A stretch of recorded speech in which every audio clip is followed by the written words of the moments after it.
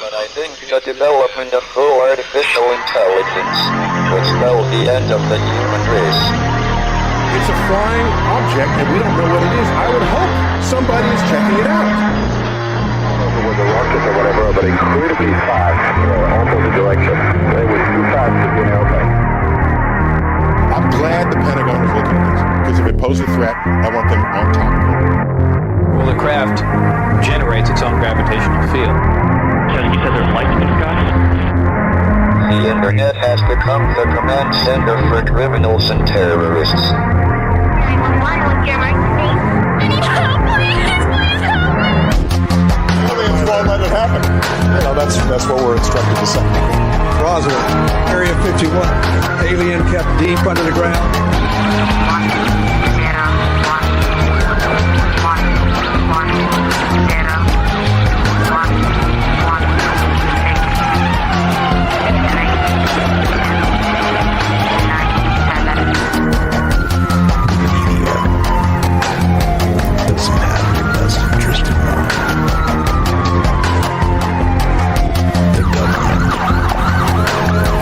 self-serving. You're here for a reason. You're listening to Troubled Minds Radio.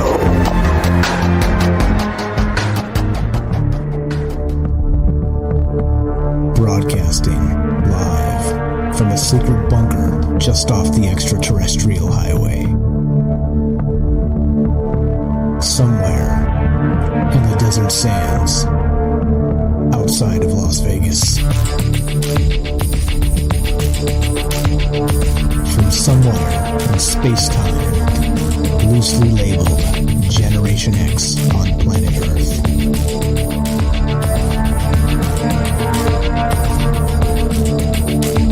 And asking questions of you in earnest. Into the digital darkness.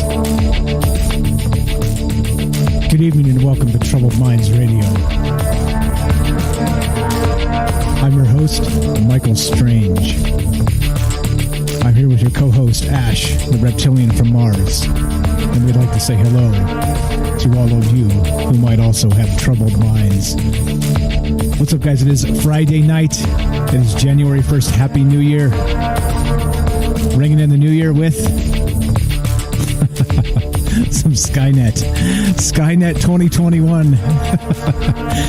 Oh boy, we made it, guys. We made it. 2020 is over.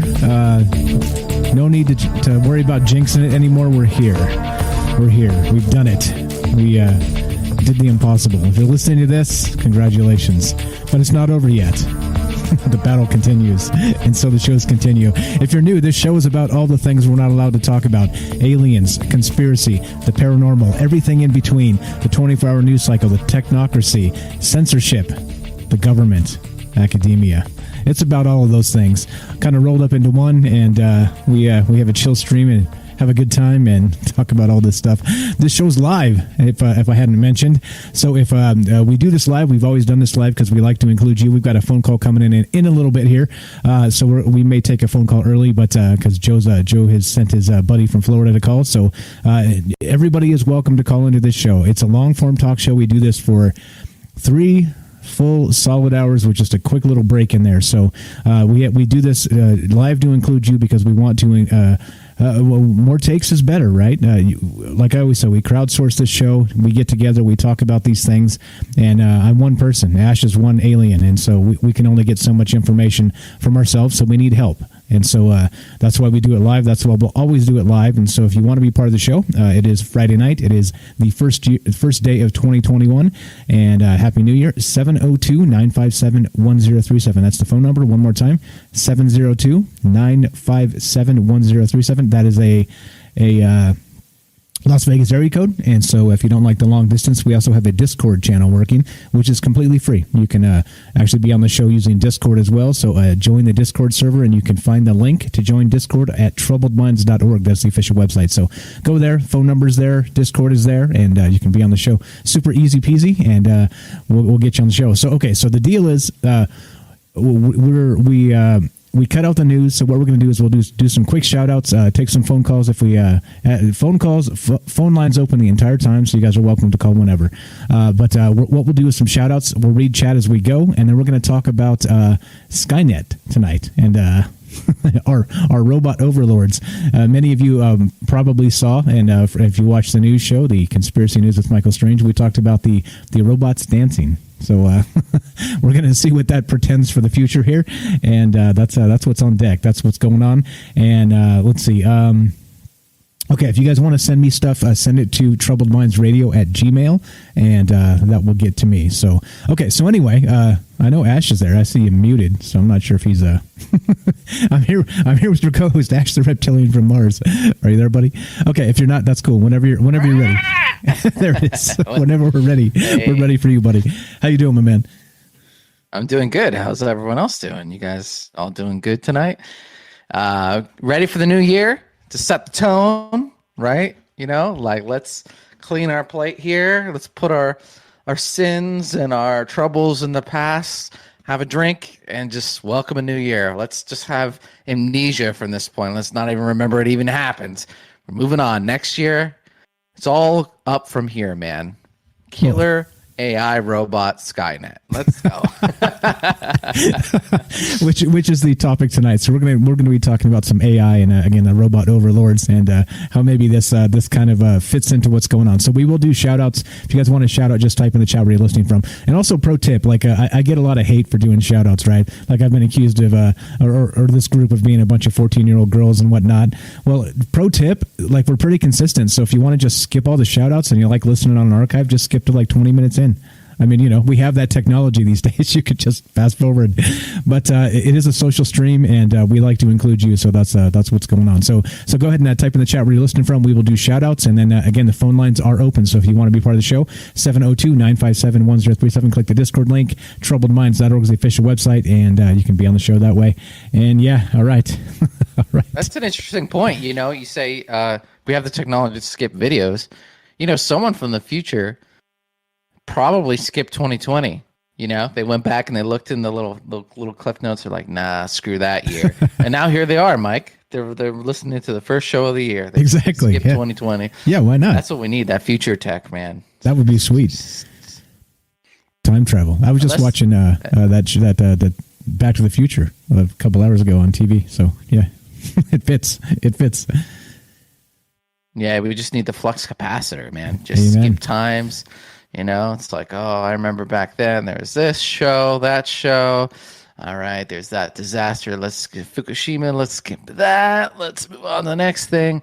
But I mean, wouldn't it be crazy to go back in time and like visit, like, you know, like when Jesus was around, or Colosseum fights? It'd be super interesting. And I know if time travel ever exists, then it already exists and someone's already doing it. So I'm sure you've done a show on that. Anyway, probably.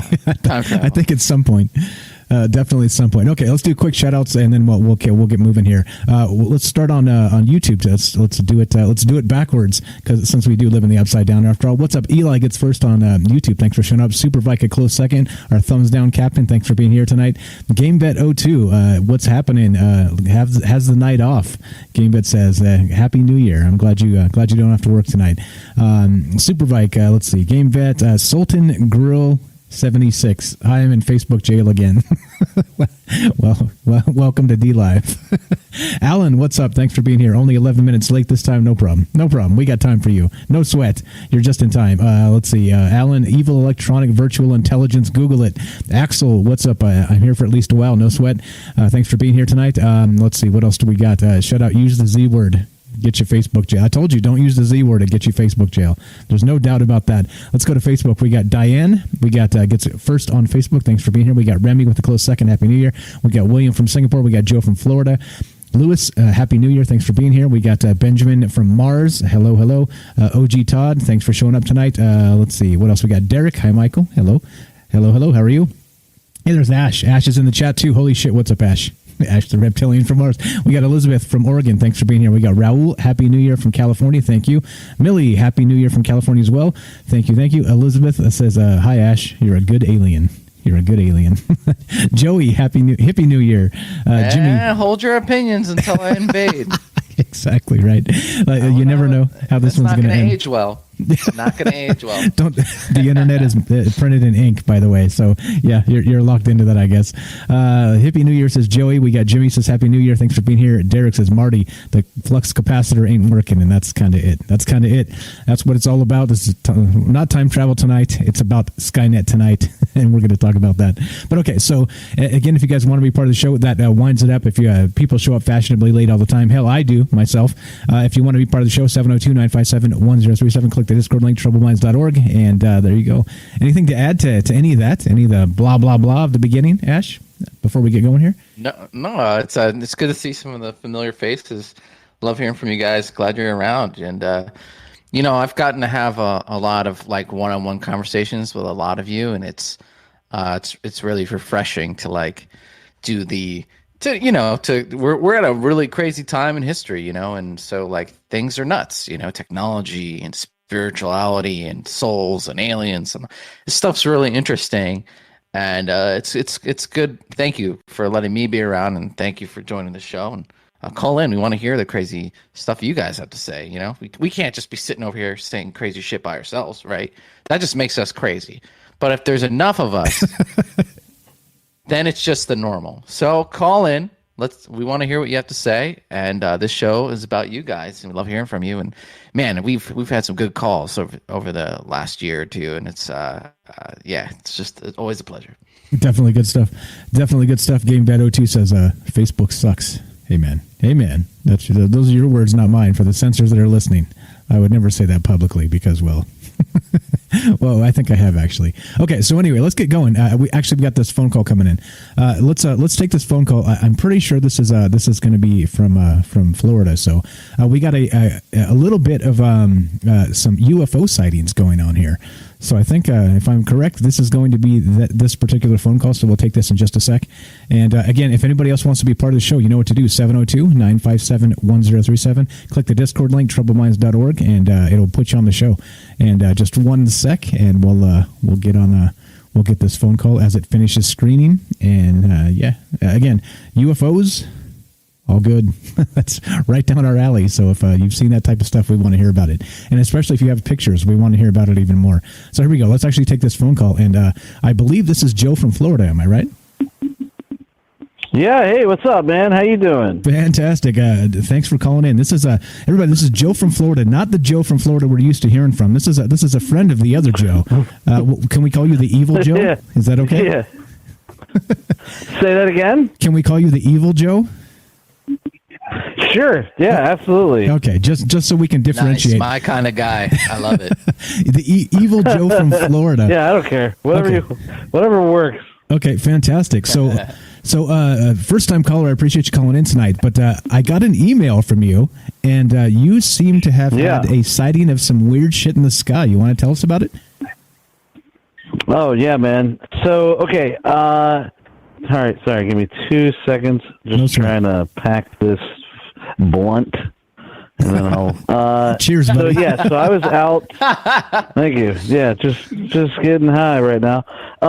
That's cool. So I was out in Santa Clarita in California shooting a movie about 4 weeks ago.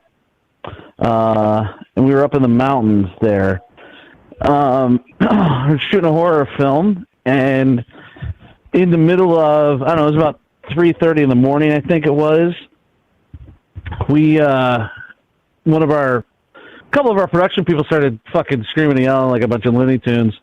And we were like, what is happening? And we couldn't see where we were because all the lights were towards us. So looking up to the sky, you can't see shit because of all the heavy movie lights. So we move out of that area and into where it's dark, which was only like 15 feet away. And right above us are these trail of lights. Now, there was about 50 of us on set looking at these things for about, I don't know, man, 15, 20 minutes maybe. They were moving quick. They were, it looked like the front one would disappear, and then the back one would disappear. The ones in the middle would stay lit. And we were trying to figure out what the hell was happening, because it looked like the ones in the front would fade away, but they weren't fading away. They were just disappearing. And I don't know. So I was the only one out of everybody on set who got anything on camera, and which is weird because I don't normally even have my phone on me when I'm on set. I just happen to have it in my pocket. And, you know, I took a bunch of pictures. So those are the pictures you have. Yeah, so I'm actually flashing them on the screen here so everybody can see it on the stream. So what the hell is this? What the, like it appears to be like a long chain of lights, kind of snake-like in the sky. Like you said, they were moving quickly. I couldn't even begin to guess what this is. And I would have to say that, okay, so if you know California, and you guys are from Vegas, so you probably know, the Santa Clarita Mountain chain is like huge, thousands of miles. It was bigger than the mountain chain. From end to end, it was giant. It was in space. It was huge, man. It was the craziest shit I've ever seen in my life. And I make horror film. Yeah, right. Exactly. Yeah. So okay. So looking at the pictures here, I don't know. So the first thing that would come to my mind would be the Elon Musk satellites, right? Those Starlinks. I've never seen them with my own eyes. Me neither. I never even heard about this shit until that night. And people were like, you know, a few people were like, "Oh, that's Starlink," and I was like, "What the fuck is Starlink?" So clearly, I've been living under a rock. But I don't know if that's true. I've never seen it with my own eyes. I don't know that it's that large, and I don't know that it moves quickly. Like, as far as I'm aware, from what I've heard, it kind of moves quite a bit slower than that, and they don't seem to be in such a straight line as this. I'm not exactly sure, but I've never seen it myself. But I don't know. What do you think it was? Do you think there's a chance for it to be that or something else entirely here? Well, I don't know, man. You know, a lot of us were standing there looking at it, and, you know, my first thing I had was I had an instant gut reaction and almost got sick because I have a reoccurring nightmare that looks just like that. Okay, and it's you know, wherever I am in the dream, I'm outside, and all of a sudden I look up and there's a fuck ton of lights like that. And then it's a UFO attack in my dream. And this is something I've been having since I was a kid. So when I'm standing there and I'm like, you know, in the middle of making this movie and in the middle of a pandemic at the end of 2020, and I'm just like, I was like, yeah, it makes sense. Aliens attack. I finally got this movie going. I'm in the middle of the fucking mountains, and, you know, the aliens attack. Great, you know? And then a friend of mine who was on set was, you know, we just kind of looked at each other, and he's like, all right. He goes, I'm going to count to 10. And he goes, and make sure they're not missiles. Because his fear was it was incoming attack. Like, we don't know. We've been making a movie for like 18 days. We have no idea what's happening in the real world. So, you know, looking up, we had no idea. So one of our producers ran to the production trailer, got on fucking the internet, came out, and he goes, I think it's Starlink. He goes, it's the only thing that looks like that or whatever. And then one of our other production people came up, and she's like, no, that's not Starlink because Starlink doesn't run this way. And she like had a laptop up, and we're like, what? And like it showed the pattern of how Starlink moved, and this was running the opposite, the parallel direction, or the opposite direction of that. So like I think Starlink runs north to south. This was running east to west. Okay, so it was verified on the scene. I got somebody in chat here. Supervike says we saw Starlink and it didn't look anything like that. So, but there's some corroboration to that story. Okay, so well, what the hell then? Okay, so this is weird. You've had dreams basically about this your whole life, and so are we making a case that we live in the Matrix right now? What's going on right now? I don't know, man. I don't know, because here's the thing is that I was talking to my buddy Joe, who you guys talked to, and I was telling him, I was like, yo, look at these pictures. Look at this shit. And then he told me something about owls. And I said, what? And he was like, owls, you know, the owls are associated with UFOs. And I said, dude, the day that happened, I had gotten to set about 2 hours early with my buddy. and because we're shooting at this place called Lost Creek in the Santa Clarita Mountains.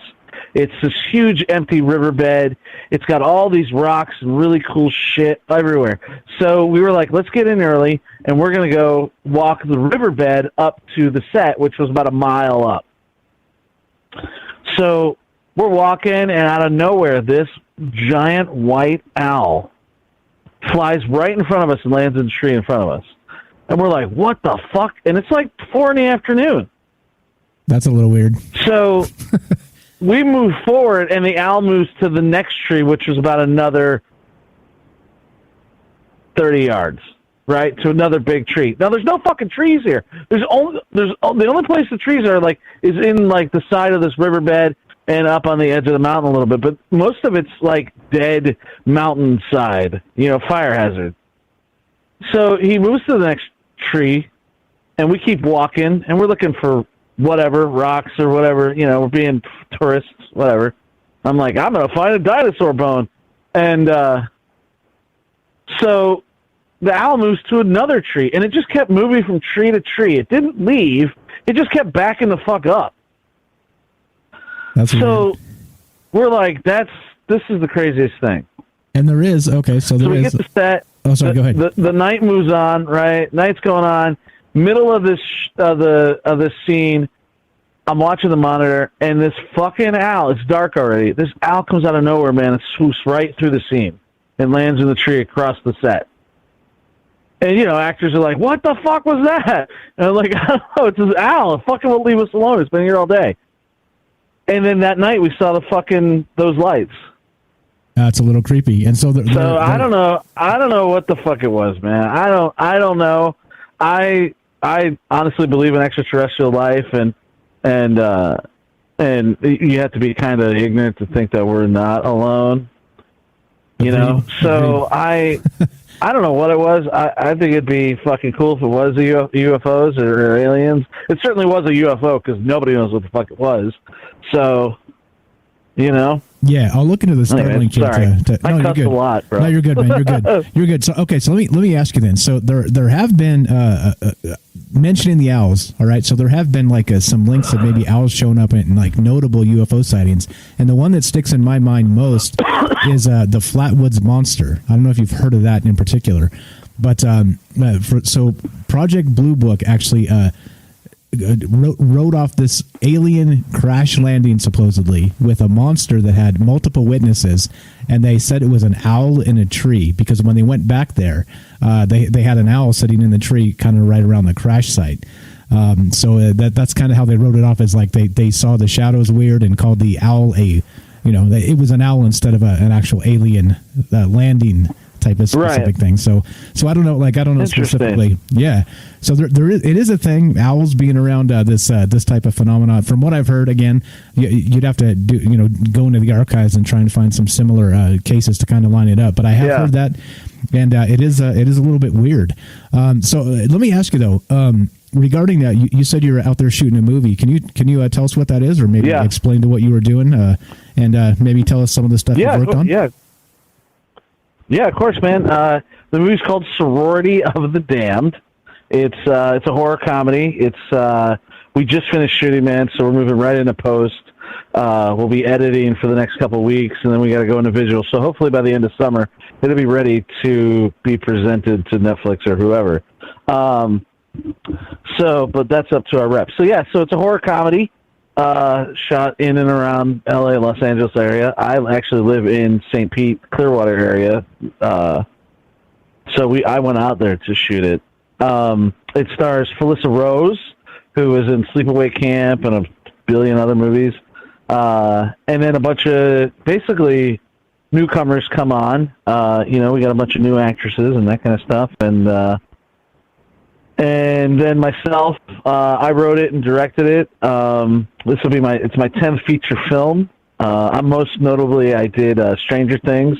If you saw season 2 of Stranger Things, I was a co-star in that. Nice. Nice. I played a nerdy scientist next to Paul Reiser's character. Okay. I get killed in the elevator by a bunch of demi-dogs. Nice. Okay. All right. So way to go. Yeah, totally right. So you're no stranger to this type of stuff, Stranger Things. Right. Well, for real. I mean, like, yeah, I'm a horror guy, man. So even before Stranger Things, I was a horror filmmaker. I had made a couple horror films, and so this is I love this kind of shit, the UFOs and aliens and string theory and quantum mechanics. I love all this stuff about time travel and other dimensions, and are we just living like in a matrix? Is this all made up? Like, it seems to, I don't know, sometimes it seems like it all works too easily.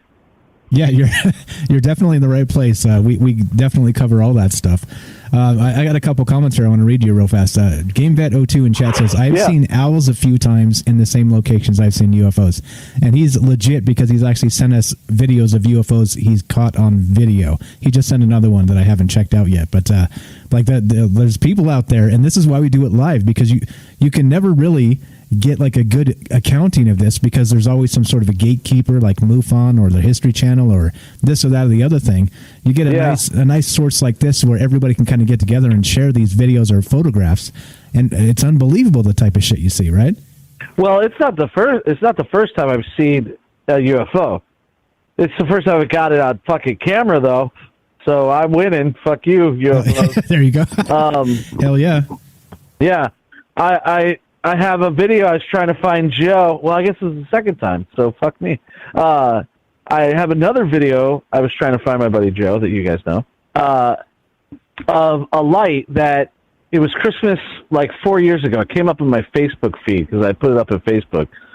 And I'm standing outside my house on my porch, and across the street above my neighbor's house, there's this blinking light, and it'd blink, and then it would appear fucking 8,000 miles away from where it was, and blink again and be back to where it was, and then it would blink and be completely 50,000 feet above it, and then it'd blink and be back above the house, and then it'd blink and it'd be somewhere else to the left or to the right or up or down. Didn't matter. It kept blinking in and out and going thousands of miles, clearly, because it's in the sky. You know what I mean? Like, so to judge where it's going is difficult, but I know where I live, so I'm like, that fucking thing's over the ocean right now. You know what I mean? Like, So I have that on video, and I don't know what that is. It sounds compelling to me. Sounds worth it. Can you send me that video? So weird. We can talk about it sometime. I don't know how to. What? Can you email that video over, and we can put it on stream and talk about it sometime? Yeah, I need to find it, man. It came up in my feed like 4 days ago, so it happened around Christmas, and I was like, oh wow, that's so weird. And I showed my wife. I was like, look, another UFO sighting around this time 4 years ago. Interesting. And she's like, you should share that. And I was like, okay, and then I didn't, because I get high a lot and forgot. So now I don't know I don't know how to find the video again. It's buried in the archive. Okay, awesome. I appreciate you calling, man. Any final thoughts before we move on here? No, man. Thanks for having me on. If anybody wants those pictures, feel free to take them. Okay. Just give me credit. Okay, you got it. I've got the photographs. If you guys want them, I'll send you the files. So hey, Joe. Yeah. You are welcome anytime, my man. We stream Tuesdays and Friday nights. Please call back. Yeah, you sound like a lot of fun. Yeah, man. I'll find that video and send it to you, man, and call back next week or something. Okay, fantastic. I appreciate that a lot. Yeah. All right, yeah, thank you, man. Right on. Thanks, guys. Thanks for the call. The world of UFOs. There you go. There's See you guys. Evil Thank Joe. you. Appreciate it, man. Evil Joe from Florida with his space snake. There you go. See, we just made it even more weird. The space snake and the owls from Evil Joe. I appreciate the call, my man. Good stuff. That's exactly why we do this live. And thank you. Shout out to Joe. Everybody knows our other Joe from Florida. He's now known as the Good Joe. This is a friend. They're friends of each other, and so definitely a referral there. And I knew it was coming. I had the pictures ready to go. So if you guys want to do something like that, you have photographs or videos, send them to me, and we'll set it up and give you a little bit of time on the show, and you can talk about it and have everybody see what you've captured on video or photographs. So good stuff. Thanks again, Joe, and thanks again, Joe, both in Florida. Appreciate that a lot. All right, so let's keep rolling. Joe here. squared. Yeah, Joe squared, exactly. Did you get a chance to look at those photographs there, Ash? Yeah, I didn't really want to say too much. I study the abduction phenomenon a lot. Yeah, for a while, and it's a very familiar story. I've heard that story actually a lot, or read it. Super common. My theory about that is that when you see owls, that I don't really want to like kind of steer anyone into the wrong direction. A lot of times, people they start like being like looking into the stuff, and it doesn't end up going well for them. Like they don't really they find things they don't want to know about. You know, it's ignorance is bliss kind of thing. But yeah, a lot of times people are seeing owls and stuff because the beings, whether they're in their ship or they're literally physically there, are close enough that they're affecting your mind. And so like you see things that you shouldn't. And the whole owl thing is connected to the grays. Basically, it's like, the eyes set is similar. If you've ever seen a baby owl, it kind of looks like a little alien. It's kind of weird looking, right? It's like, ugh, what is that? It's like, oh, that's a baby owl. Oh God, kill it. They're very similar. So it's kind of like, for some reason or another, they can like kind of beam a transmission into like a person's brain. And there's a very common story where people are they're driving along or they're outside or something, and they see like some light show, like some sort of UFO in the sky, right? And it captivates them, and for some reason they're kind of drawn to it. And then that is in correlation with abductions, like right that night or later or something like that. They're abducted, and a lot of times, I don't know. You don't never know if that's like the first time or it's like the 500th time. But usually, if this stuff kind of happens to you, it happens to you since you were a kid, and maybe it happened to your dad and your grandfather. It's kind of like a family line kind of thing. So it's interesting. I'm not exactly saying that's the case with this. You know what I'm saying? Maybe it's coincidence. Maybe he's just near some military base, and there's some crazy shit happening, right? But the whole owl thing's kind of weird. But then again, he is in the forest, so it could just be seeing an owl. Literally, could be a coincidence. Well, so anyway, pretty. One, they're nocturnal, and he saw one in the daytime, so maybe it's a harbinger of what comes. So anyway, some good stuff here. All right, so let me read a couple interesting things from chat, and a couple shout-outs. What's up, Fred? What's up, Paul from Newcastle? I see you there. What's up, Penny? Thanks for being here. Penny from the UK. Everybody follow the Curious Bunny on YouTube. GameBet02 says, I have a similar experience with a friend. Every time the light would flash, it would light up the area as far as the eye can see, brighter than daylight. It would flash in a different area of the sky. And that's regarding the second UFO he was talking about there on the call. That's crazy stuff. I haven't seen anything quite like that. How about you, Ash? I haven't seen shit. Okay, so you've never seen UFO. I've never seen any. Like, I wouldn't have known it if I did, right? So it's all just stuff in the sky. So I've literally never seen anything. I've never had an experience. I've had some ghost experiences, but they could be explained as well. So never personally had anything that would make me believe any of this stuff. So, and yet here you are. Yeah, and I'm like crazier than like they are. You know what I mean? They like see it and they're like, "Oh, it's fucking weird." Yeah. And I'm like, go on the internet and watch like a couple YouTube videos. I'm like, "Oh, I'm all in." You've been radicalized by the aliens. That's for sure. Okay, the alien propaganda. Yeah, exactly right. It got to you. It got to you. Okay, so great call again. Thank you, Joe. Appreciate that. Both Joes from Florida. If anybody else wants to be on the show, again, we have open lines the entire time. We do it long form talk show exactly for this reason. We love to hear from you. Some of these great stories, some of the things you've seen. If you just show feedback, you want to say hi. That's why we're here. This is called transparency. Like I always say, it's important to me that you do it this way because we could do it in, like we always say we could do it in a vacuum and. Record a little 30-minute thing and cut out all the ums and ahs and make sure everything is completely perfect. But then what fun is that? What fun is that, right? Big whoop. Here we are instead looking to talk to you. 702-957-1037. Click the Discord link, troubledminds.org. I said that a lot. That's why I'm fast. You can find both the phone number and the Discord link at the website, troubledminds.org. Okay. All right, so let's do our thing. Let's keep on moving here. Watching the phone lines, looking for you to hear from you guys. But let's start with Skynet, shall we? Let's if anybody's been paying attention to the news, you want to introduce this the dancing robots here? Oh yeah. Someone posted it on Alien Facebook, and I was like, "Oh, lol! Look what the humans are doing," And they posted it, and I clicked on it. And if you guys aren't familiar with Boston Robotics, they're the most public. I don't know if there's any private companies, but the most publicly successful robotics company, and they've been releasing videos and demoing stuff for like a decade now, and some of it's cool. They've made like robotic suits that you can kind of wear to lift heavy things that are very unpractical, and they're tethered to like a huge ass cord.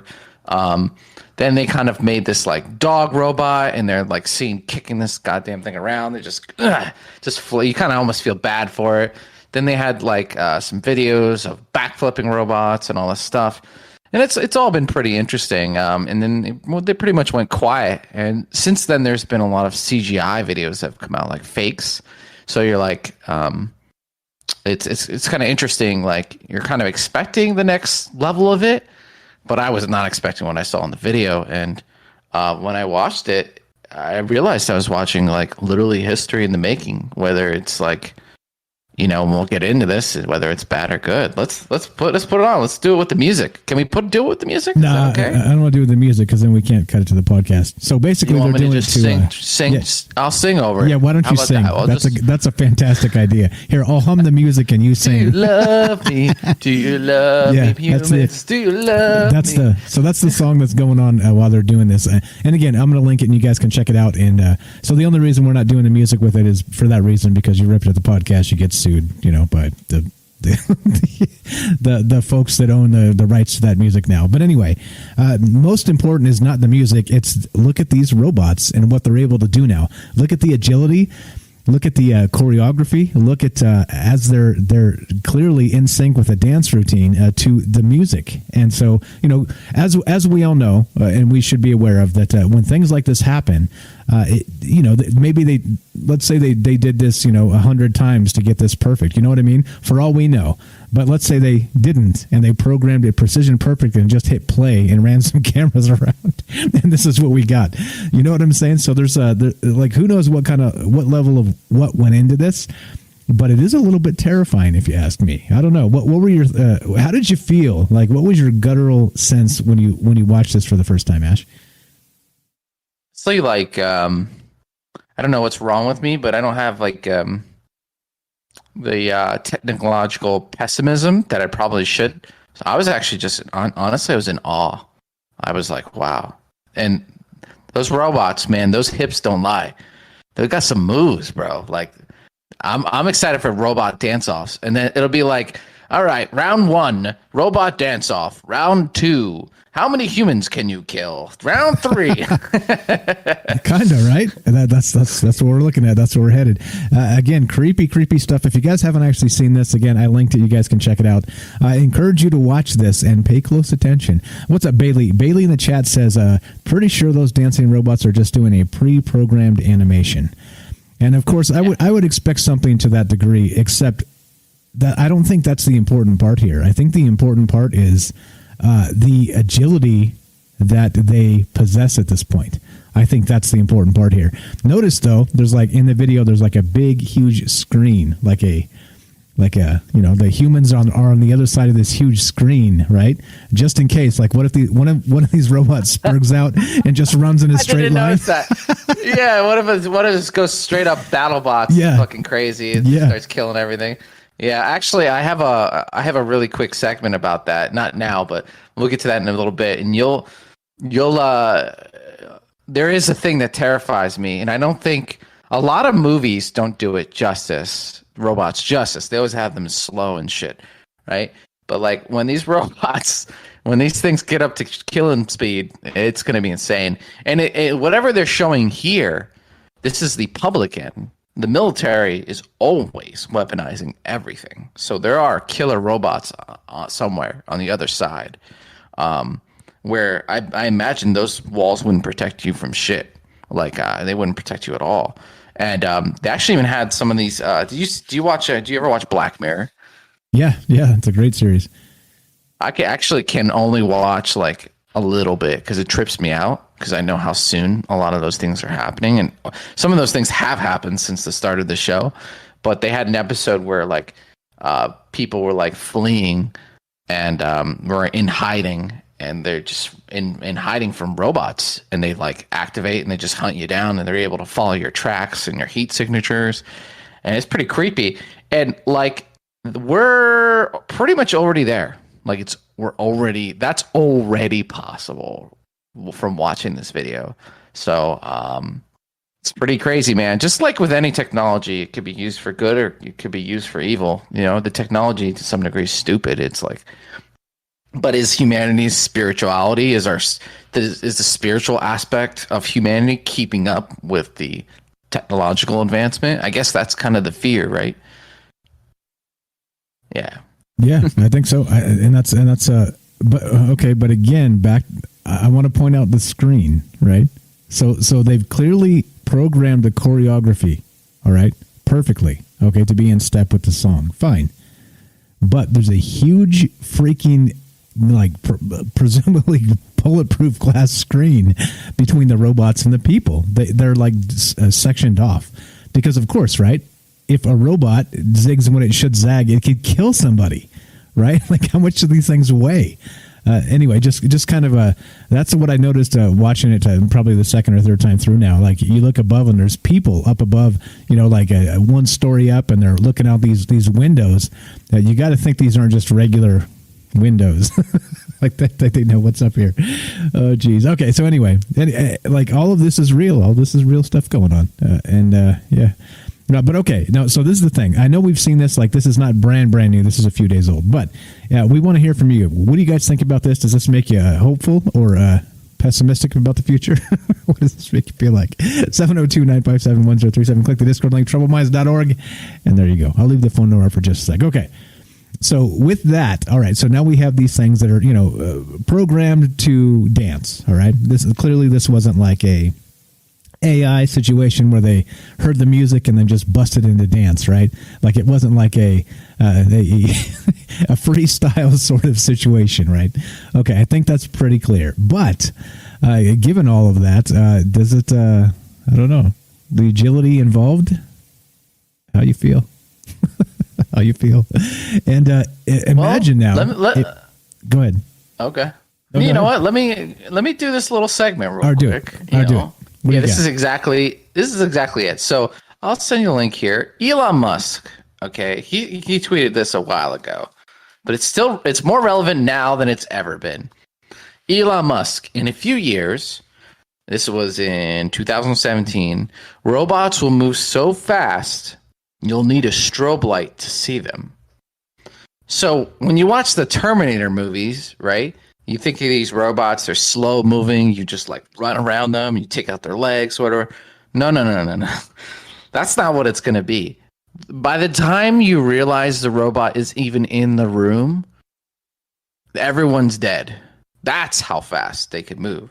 So just to demonstrate this, tech executive and billionaire entrepreneur Elon Musk, so he took to Twitter Sunday night, saying the future potential of robots will be surprisingly and potentially very scary, and that it needs to be regulated. And so, you know, staying on this subject, Elon Musk went on Joe Rogan, and he talked about how he tried to get this stuff regulated, AI and robotics, because it's the marriage of the two that's really scary, because a dumb robot can be kind of overtaken, but a smart robot is kind of what we're scared of, right?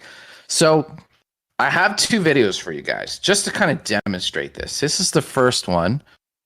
And this is kind of the slower. This is like the baby version. Okay. So in this video, you can see a robot. It's using vision science, which is like basically, used to work in Silicon Valley, so I know a little bit about this stuff. Vision science is like interpreting video data and deciphering what stuff is. So these things are very they're very bright, right? So that it's easy for it to decipher what things are. But you could see the kind of function of it doing, like, you know, packing stuff. This is kind of like the industrial robotic revolution that, you know, these people have been talking about for a while. It's coming around the corner. So yeah, take a look at this. It's pretty interesting. I mean, you know, it is scary, but it's still like it's still like all you know, it's like it's pretty amazing, right? I don't know. I can't find the words, but look how fast that damn thing is. Okay, so that thing's pretty fast, right? Imagine that's a knife. Right? Whoa, whoa! You're having too much fun with that. Way too much fun with that. I want to click the button, Mike. Okay, all right. The murder button. All right, the murder button. Okay, all right. All right, so, now okay, next one. so that's pretty impressive. Now that ain't shit. That's literally nothing. Check out this video. This video is a tomato sorting machine. Okay, if you haven't seen this video, this is crazy. This will change your opinion on robots right now. It's sorting tomatoes so fast you literally can't freaking see it. So it's going fast. You'll see in the video it's going, and then it slows down. Now I want you to you see it. It's getting them all. It's got like 100. It's got like a 98% success rate. Now and then just check it out when they speed the video up again.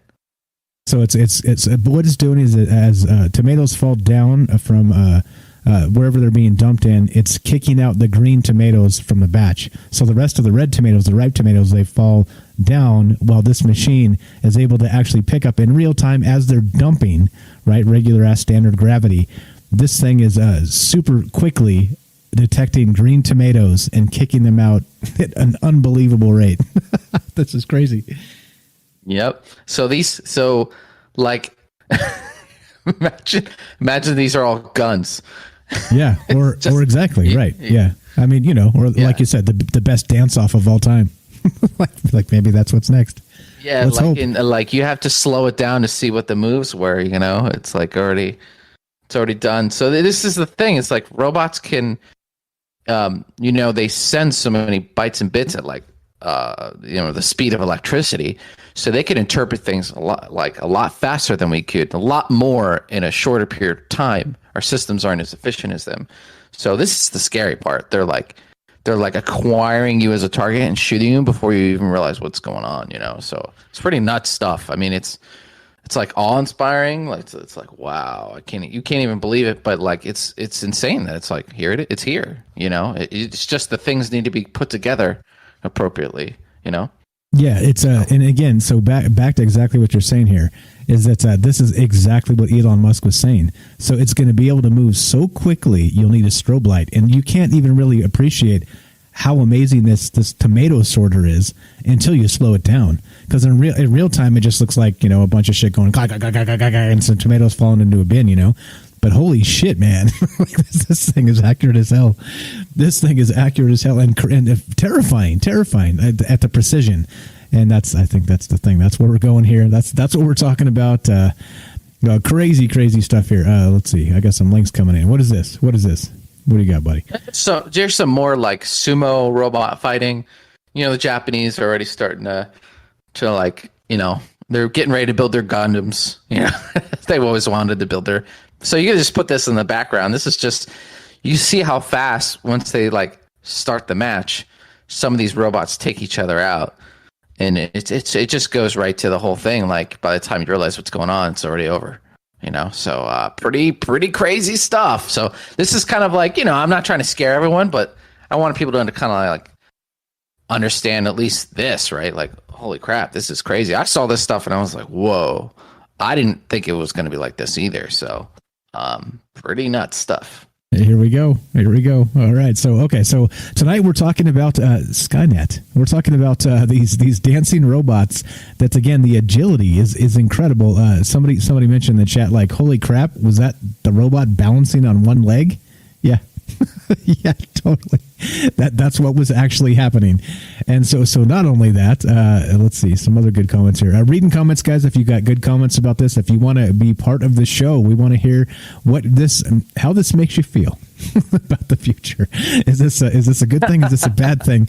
Are we going to have to implement? So now, just with that said, now Asimov's 3 laws for the robots, right?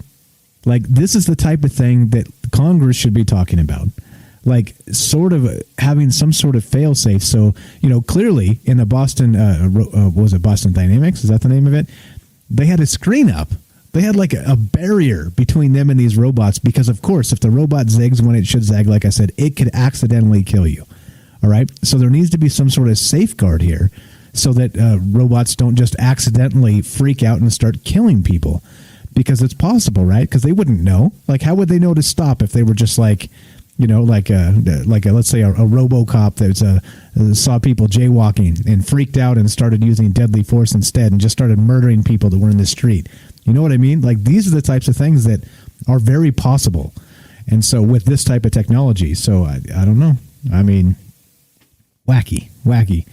So I'm linking this video if you guys want to check it out that Ash just shared there with these robot fights and how quickly they move. You know, that's like the sumo robot fights, and they're attacking back and forth. And this is Nutter Butters. This is Skynet, isn't it? This is Skynet. Oh dear Lord! All right. I mean, so, imagine a little robot that's like these, and it's just like it just gets on the highway and it's identified a target, and it just drives right up to you, takes out your tires. You know, like. It's pretty insane, and it's like, man, it's like we're right there. Oh man, we're right there. And I'm like, you know, this kind of stuff can be. I know it's easy to see the negative, and I hear you, but it's also like, it's also positive in a sense where, you know, a lot of Silicon Valley, these guys have their own religion, and they believe the singularity is coming, and I think Mike has some stuff on that later, but that at some point robots will kind of do the work, right? They'll be smart enough to do the work, and then we kind of all get to be like the elite, air quote. This is kind of like the religion that they're subscribing to, and over time we'll merge with the robots. It's like if you can't beat them, kind of join them. So I don't know if I believe it's all going to be hunky-dory like that, but I don't know. There's a part of me that's like mad scientist, like, you know, just because we can, we should. Even though, like, you know, in every movie, it ends up being bad. Right? And yeah, the Jurassic Park, right? Yeah, you were so busy trying to find out if you could, you never stopped and asked yourself whether you should or not. That's really kind of what this is. Yeah. Pretty nuts. Okay, so let's go to Skynet. So we've talked about Skynet in the past, right? As like kind of in a peripheral sort of shit, Skynet's coming, right? Like the surveillance state is ubiquitous, and they know everything we're doing all the time, and all the rest of this, right? Except check this out. Check this out. It's a real thing. Yeah, that's right. This is from Science Alert. NSA leak confirms Skynet is for real, and this is old. This is from June 2015. All right, and I think kind of looking into this, it was a little bit more terrifying to me to find out how old a bunch of this information was. Where they were like, "Yeah, well, it's a thing, it's coming," and well, and now it's 2020, and we just had, you know, a really shitty year by probably all standards. I would pretty much assume. Well, I guess unless you're Elon Musk or it's Jeff Bezos, or, you know, like Bezos, one of the billionaires that just became, you know, it like stacked more billions to their war chest. But you know, for the rest of us, like for the common folk, it's kind of been a shitty year, right? I mean, even for if you've done well, it's, you know, like it's just the negative juju is not good. It is just not a good situation. I don't have to explain, but okay, let me read just some of this. June 9th, 2015, 5 years ago, over 5 years ago, Skynet, the fictional AI warfare system depicted in the Terminator movies, has over time morphed into a kind of pop culture slang, a tongue-in-cheek shorthand for people's misgivings over a tech-dominated dystopian future. But little did we know Skynet has been a real entity all along, with a new report indicating that the name is used for an actual technological surveillance program conducted under the watch of the United States National Security Agency, the NSA. The NSA. According to an article by The Intercept, Skynet is a very, very real NSA security program that monitors the location and communication patterns of suspects of interest by harvesting mobile network metadata and bulk call records. All right. Okay. The report details how journalist and long-serving Al Jazeera correspondent Ahmad Mufaq Zaidan was targeted by the Skynet system as a suspected courier, moving information between terrorist agents. In leaked internal PowerPoint presentations sourced by controversial NSA whistleblower and former CIA contractor Edward Snowden, the Skynet program is defined as a collaborative cloud research effort. Skynet applies complex combinations of geospatial, geotemporal, pattern of life, and travel analytics to bulk DNR data to identify patterns of suspect activity. All right, so now, okay. Like I say, full spectrum control. All right. So now imagine we have this. And not only do we have this, we have RoboCops. Like those dancing robots. Like those dancing robots. So this gets into thought crime territory. That's really not in the purview tonight, but it kind of does, right? Like if you have enough data on people, it goes to mind reading. And if you can read their mind and predict what they're about to do before they do it, and then you can stop it with a robot that moves, so fast you need a strobe light. Well, before that, next thing you know, you got Tom Cruise busting through your freaking window, like he's Tony the Tiger or one of these cereal box heroes, and comes in and he starts punching you in the face because you had a bad day at work or something like that. Exactly. It's crazy. Yeah, the AI stuff is pretty crazy, and it's a potential potent weapon, and apparently all the Axis powers are like racing against each other to kind of secure this new technology.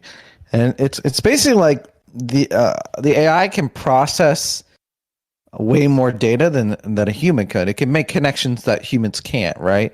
An actuary is someone, I may be wrong about this, but is so I believe it's someone who works for like insurance companies, and they're constantly looking for correlations and data so that they ask you a certain questionnaire, right?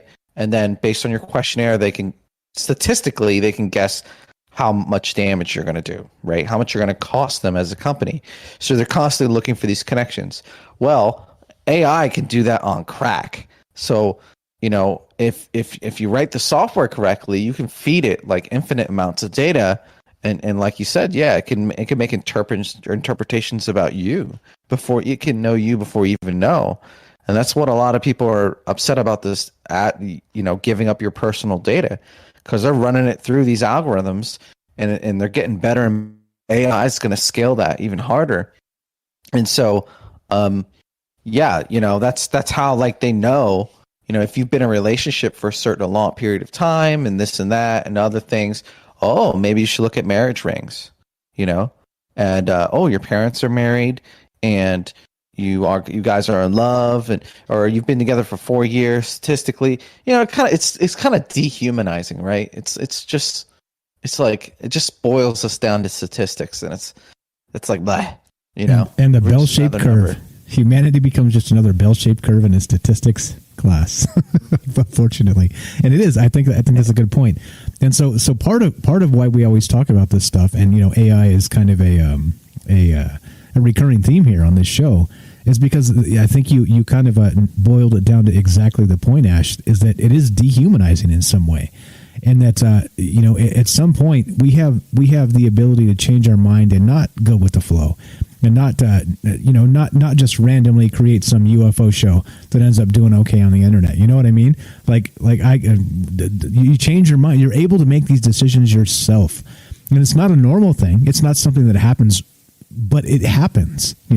It's we should be able to make these decisions and diverge from these bell-shaped curves and be able to be individuals. And I think that's the biggest part of this, is that it's dehumanizing, and it ends up statistically.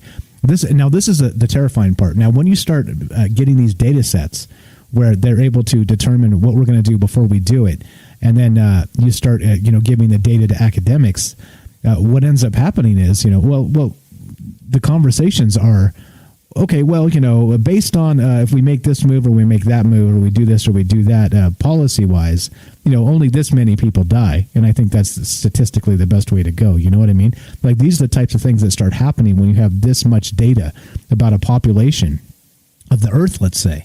And it's gross. Like, it ends up becoming that, just like whether you get treatment at a hospital or not. They're like, well, you're probably not going to make it, so just take him out back and put him in the dumpster. We'll spend our resources on other things. But I mean, damn it, I'm still an individual. Like if I got a fighting chance, I want a chance. It's just yeah. Anyway, sorry. Go ahead. Sometimes miracles happen. It's kind of like the evil of efficiency, right? It's like this is kind of the argument against communist governments is they tend to be very efficient in their choices. So, let's say we've got an undesirable sect of our population, and then another, the elite, the people with capital, they need organs. Well, there's an efficient solution between those two things, right? And that's kind of like what the CCP party has decided. And that's kind of like what makes them evil. Like, oh, we'll just sell, these Muslim people's organs, get rid of them. We're solving that problem. And we're selling their organs to people who need them, the elite, who serve the greater good or whatever they would claim. And that's kind of like where evil comes in. It's like efficiency. It's like if things were just maximum efficiency, then there would be no experience. There would be no like living. And that's like the double-edged sword with technology as we move forward. And so these technologies are already wreaking havoc on our culture, our society, and it's like, can we keep up spiritually? Can we keep our egos, our identities? I was just thinking today, man, it'd be nice to just like, grow some food. Yeah, right. Just like simple. Yeah. It used to be just like you try to get food and water, and that was like what you did all the time. And then you like, if you killed an animal for its meat, you did it with your bare hands, and then you like wore its skin, and so maybe that's what this whole universe is. We're like, we've gone all the way to the end. We realize it's the simple things, and now we're in like our own little matrix. And then every time technology gets to a certain point, we just reset this little matrix, with the catastrophe, and then we get to live a simple life again. I don't know, who knows, but it's pretty crazy. Losing the individuality is definitely a concern. The terrifying part. I'm going to just piggyback on your growing a food situation there. I got some close friends that they listen to the show. Shout out. I don't know if you guys are listening tonight or you're going to listen on an archive, but they live in the state of Nevada. I've known them for a very long time, and they've got chickens. And, like growing your own food, if you have chickens, you get free eggs every day, don't you? Every single day, them chickens are laying eggs.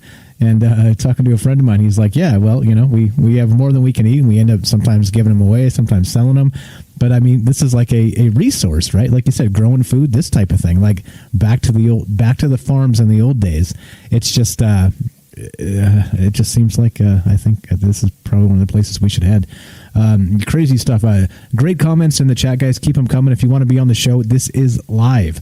We're talking about AI. We're talking about the dancing robots, if you've seen it, from Boston Dynamics, and where this might lead us into the future. And it's not all gloom and doom. I think that's the thing, right? I think Ash also pointed it out. It's like, look how fast they sort them damn tomatoes. You know what I mean? Like, the efficiency is incredible, but I think just like everything else that is run by humans, we have to be aware of the corruption element, right? The evil element of people. Where, okay, sure, it can sort tomatoes like an MFer, right? But that means it could do any other thing that fast as well. All right, so just think about all the terrible things you could do at robot speed that would be really, really bad. Great comment here, chat. Alan says all. Wait, was it Alan? Hold on, where'd it go? Those chat scrolls too fast. Somebody said all robot. Wait, come on. Oh, it's so good. I can't do it. I can't find it. All right. Anyway, all robots. all sex robots fake it. There we go. I think that was a comment. It had me laughing. Okay, anyway. Funny. That's a good comment. If you want to be part of the show, 702-957-1037. Taking whoever. We don't screen calls. You just dial the number to get on the show. Tell us what you think about this. Again, like I said, we can sort tomatoes like an MFer, and it's cool, right? But then when things start happening where things that are detrimental start happening at astronomical rates, then we have a problem, don't we? I think that's the danger here and why we talk about this. You can also join the Discord, troubleminds.org. Click the Discord link, 702-957-1037. All right, so there's more. There's more here regarding Skynet. Now, you've heard of Skynet, right, Ash? Of course you have. Terminator movies, the whole deal. I'll be back. I'll be back, man. I'm looking for Terminator 2 is... Dude, Terminator 2 is a great movie. It's like... it's kind of like... It feels like one of them brainless action flicks, but go back and watch it. It's like, damn, they don't make. I hate to be like that old boomer guy, but damn, they don't make them like this anymore. It's a great movie, man. I love it, love it. They don't do it like they used to. Yeah, that's for sure. That is for sure. All right, so here we go. Skynet is a family of satellites, right here from the. I'm going to just burn through a couple of these real fast, and we'll get to some other stuff. But okay, so Skynet is a family of military communication satellites now owned by Airbus Defence and Space on behalf of the United Kingdom's Ministry of Defence, which provides strategic communication services to the three branches of the British Armed Forces and to NATO forces engaged on coalition tasks. The Skynet 1-4 series was operated by the Royal Air Force until 2003, and subsequently operated with Skynet 5 by Paradigm Secure Communications until October 2012, when the organization was rebranded to Astrium Services. Now, think about how far back this goes, right? The term Skynet, we're talking about 2012 when it was rebranded, and that's really kind of the end of the purview here is Skynet 5. So we're talking about kind of 2012-ish.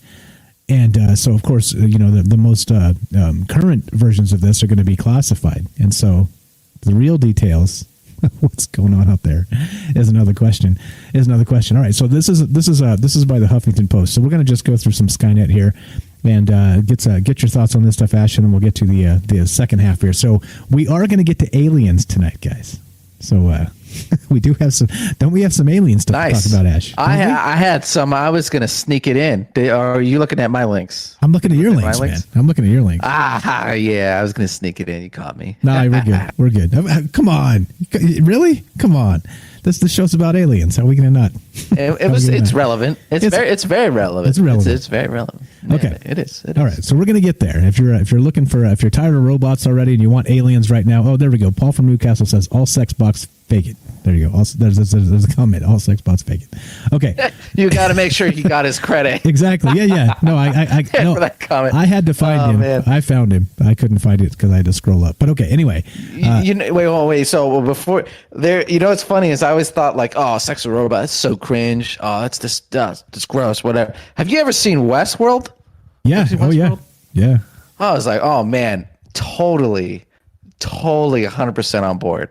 Like no if it's like that, hell, okay, all right, you got me. I mean, it was so crazy. I flipped so hard. It was like literally before I watched, I was disgusted with the idea, and after watching like even just like 15 minutes, I was like, all right, I see it, but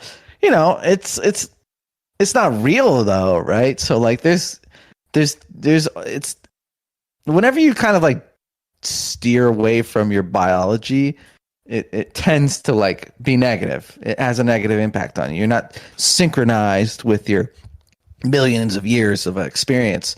So I don't know. I think banging robots has its limit. I guess is what I'm saying. What's up, Maudib? We got Kate, Paul from Newcastle. I don't think I said hi.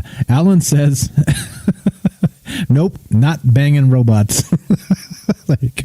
All right, there you go. We got one. Gotta watch emphatic Westworld, no. Man.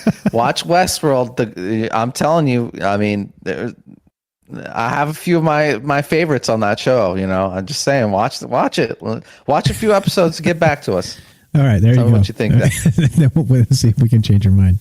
Okay, here we go. All right, so 5 ways Skynet is more real than you think, and this is from 2017. Number 1, it's being used by the military as a dual-use technology capable of great good and great harm, AI is most controversial when it comes to its military applications. Battlefield robots and drones are key priorities with other sci-fi style technology like HAL, a suit that gives the wearer the power of 10 men, and Boston Dynamics Petman, an anthropomorphic robot used to test chemical protection clothing. Some believe developments like these signify an unacknowledged arms race amongst nations investing heavily in AI. Drones and robots are able to make the kill decision autonomously without human intervention. Like Ash said, the kill button. I want to press the kill button. I want to do it this time. Beep, beep, beep, beep. Just hit it repeatedly. It's like, oh, you're like, oh, did I push it one too many times? Oh. All right, so without human intervention will figure centrally into an international conversation about ethics and the nature of modern war. Even more controversial is the NSA's cyber weapon, Monster Mind.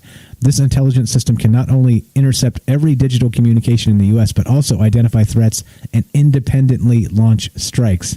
Sound familiar? If this isn't Skynet in real-life form, what is? Thoughts on that, Ash?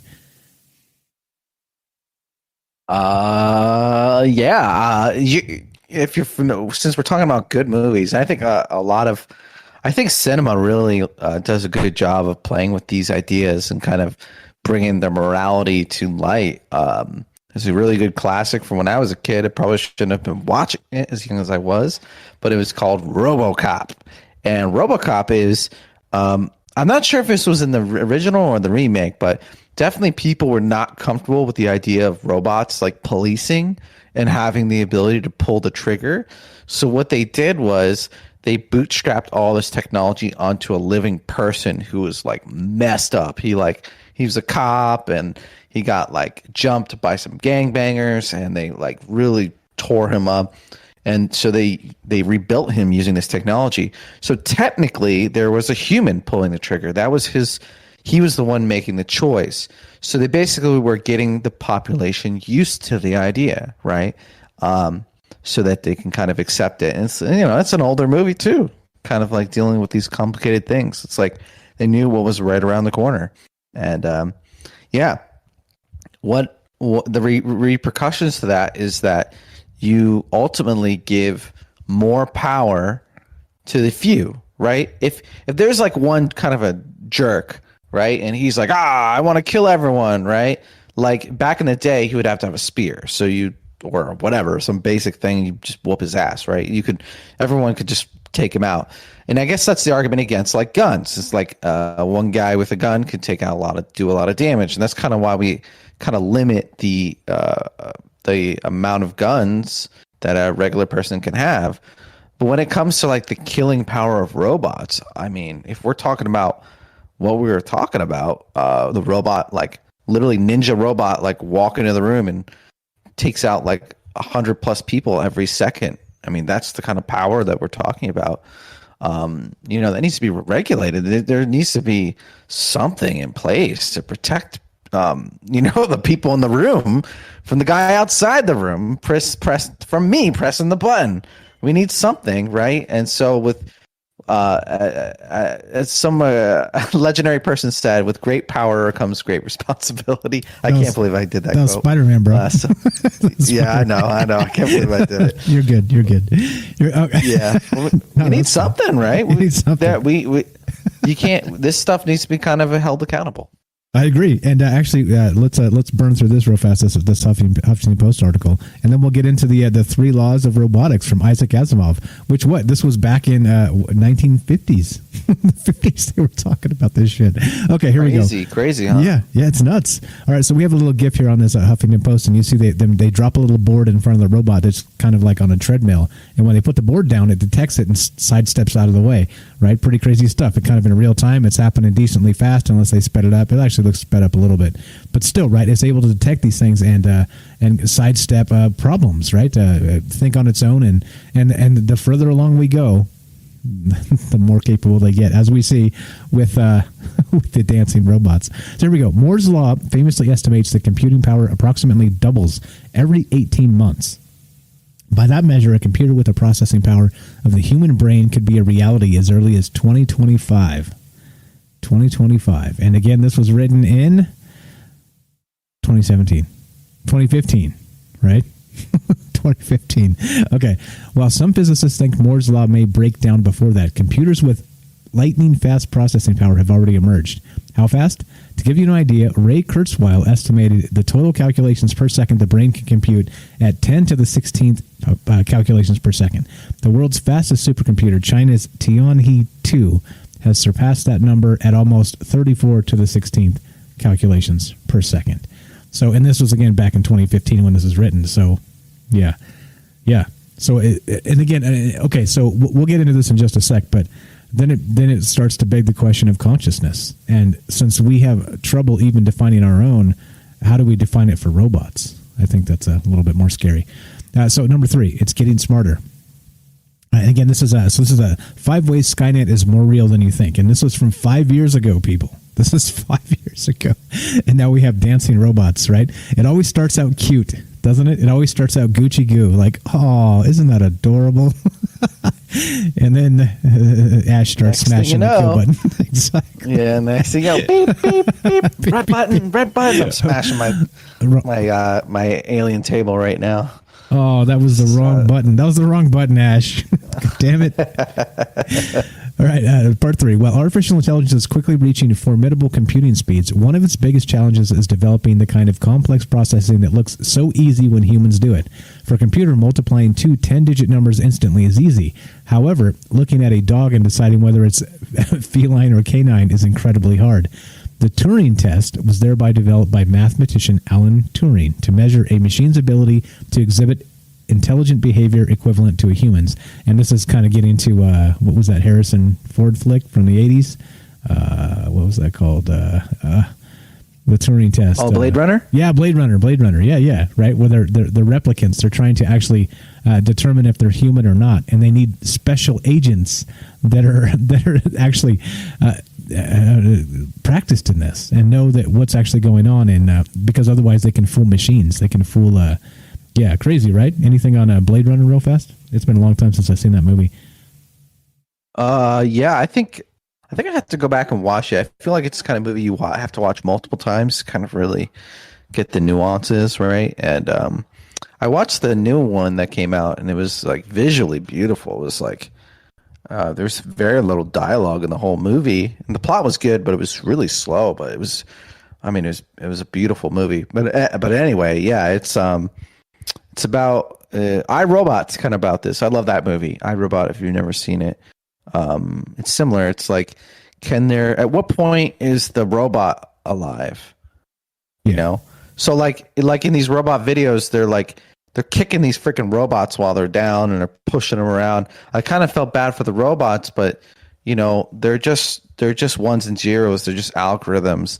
They lack that what we would consider like consciousness. And at what level is it consciousness?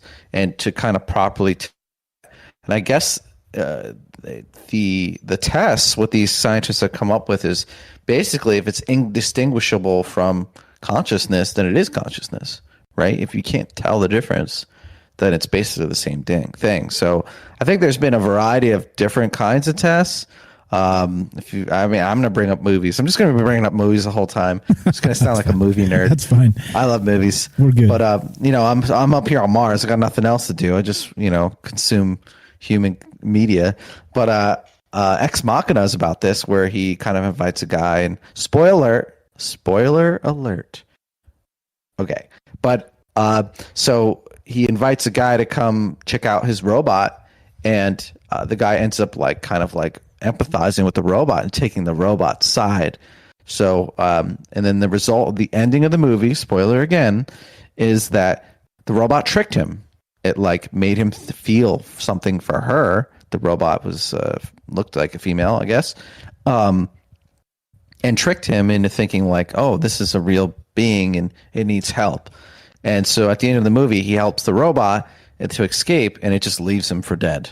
It's yeah, I'm a robot, dummy. Thanks, sucker. Just walks out. It's he got cucked. Is that the word? I don't know if I'm using it right. I don't know either. I'm not young enough to understand.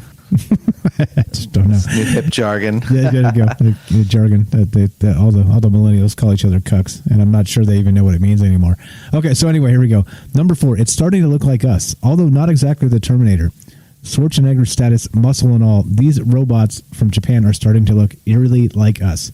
Geminoid F, created by Hiroshi Ishiguro, has 65 facial expressions and can smile, talk, and even sing. His goal was to create a robot that could fool people into thinking it's real. Mission accomplished.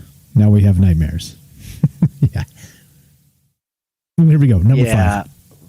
Sorry. People are really good at reading. Yeah, people are really good at reading faces. There's a lot of our brain dedicated to that. So you could tell, like, you know, if someone's in a bad mood, or let's say someone had a murderous thought, evolution like helped us pick up on that. So even the subtle, you know what I'm saying? Like this, you could tell someone's thinking about a certain thing or not feeling well. So we could pick up on that. I mean, they have to really perfect the face of the robots. So it comes off as creepy, and it's really easy. But it is amazing that if you take a robot and you make it cute, like a dog, or like put a face on it, how quickly as a human you can like empathize and humanize those things. So it's kind of like a cheap shot, you know. It's kind of like, you know, it's you mean tricking the humans? Oh, you mean like dancing robots? Yeah.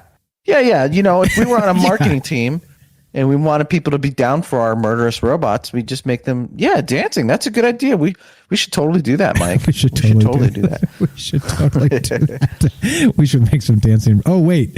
Yeah, that's right. They already did. All right. So anyway, and then the last point of this article, the five reasons why Skynet is closer than we think it is they cited Elon Musk as one of the elite that are forming an opinion against this.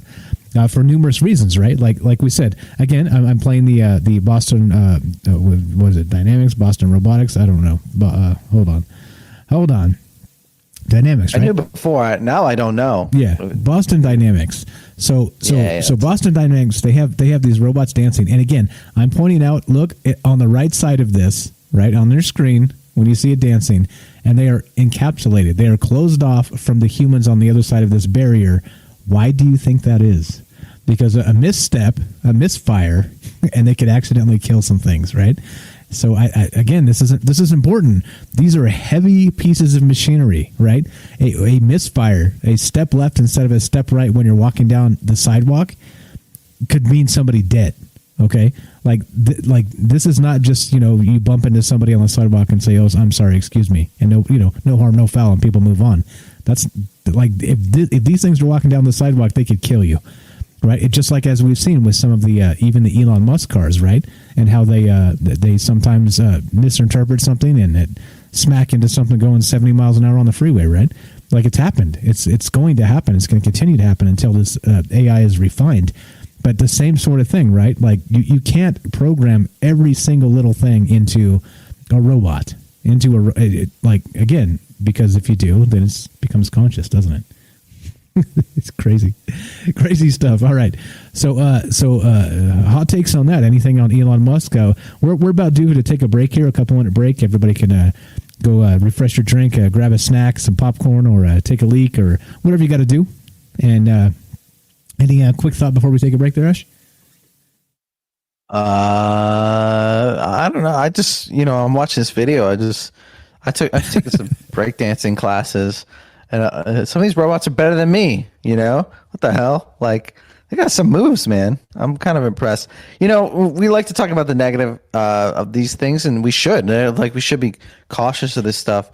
But it is amazing. Like, it is amazing. And to be fair, with having the shield up, well, the robot could just be like doing something, and then a bolt flies off, and the bolt goes through you. So there are yes, I'm just trying to be a little bit fair to the manufacturers and the robots.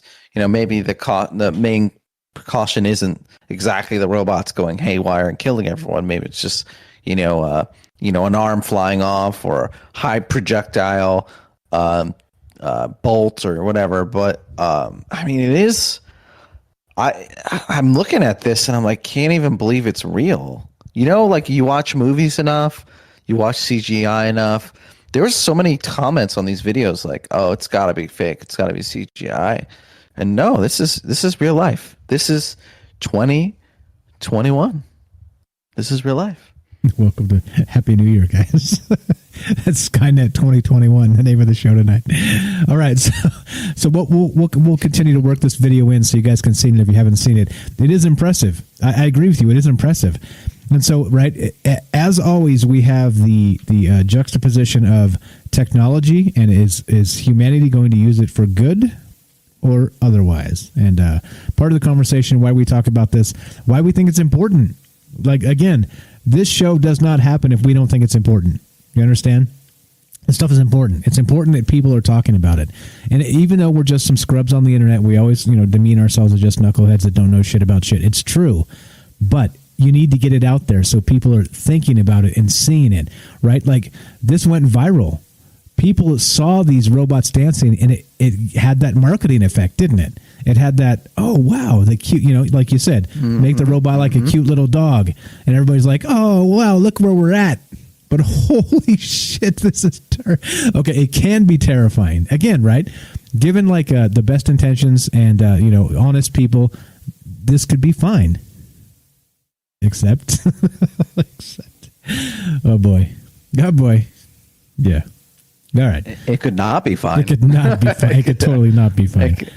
It could be fine. And also, I mean, okay, so the Black Mirror episode is literally like, it's so relevant now. Is they accidentally wake up one of the robots? They're like scurrying around. They're scared. You don't know what they're scared of, and they accidentally wake up one of these robots, and the robot like chases them down, and it can shoot you. It shoots and kills, and it's like a robot on all fours. And it can track you through the woods, your footprint, your heat signature, your footprints. It can even drive cars. At one point, he gets in a car and starts chasing them and runs them off the road.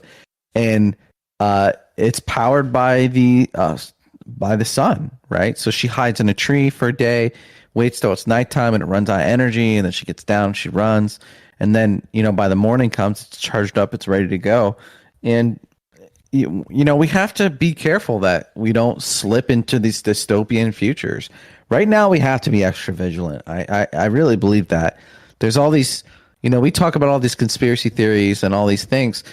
And, every day that goes by, some of these things really gain traction. And we just have to be vigilant as a race to keep these dystopian futures at bay. Like, we have to be vigilant to be careful of these things and be aware of these warnings. These, I imagine civilizations have gone down these paths before, and the universe is huge. I mean, that's interesting too. Like, think about, is there like a race cataloging all the fails of all the races all over the universe? They're seeing these robots and they're like, ah, shit. Like humans. That goes down as an unfortunate extinction. Okay, so we're going to take a quick break, guys. We're going to come back and continue talking about this robots. We're talking about Skynet tonight. We're talking about these dancing robots, and we're going to get to aliens too, because just like Ash said there's some interesting maybe parallels. So I'll keep this rolling. You guys can watch this again. I'll link this, and you guys can watch it full screen. I encourage you to study it closely because, well, this may be the last thing you see one day. There you go, if you want to get really dark. But okay, quick break, 2 minutes. Go ahead and refill your drink, do your thing. We will be right back to continue talking about this, and we'll start off with not Moore's Law, but the actual, what's his face? The 3 laws of robotics. So we're going to get there when we get right back, and why this is important and should be, like, our Congress should be talking about this stuff. So, okay, here we go. 2-minute break, be right back, and let's play this right here, because this is amazing.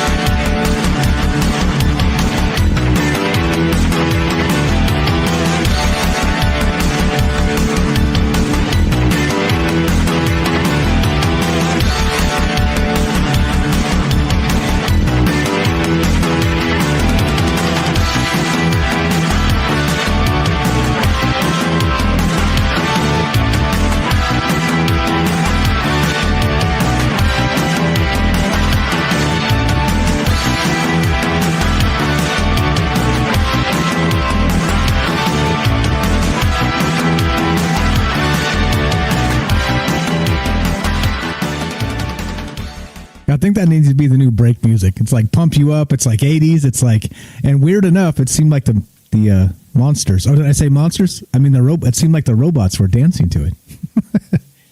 Yeah, the robots I meant, not the monsters, the robots.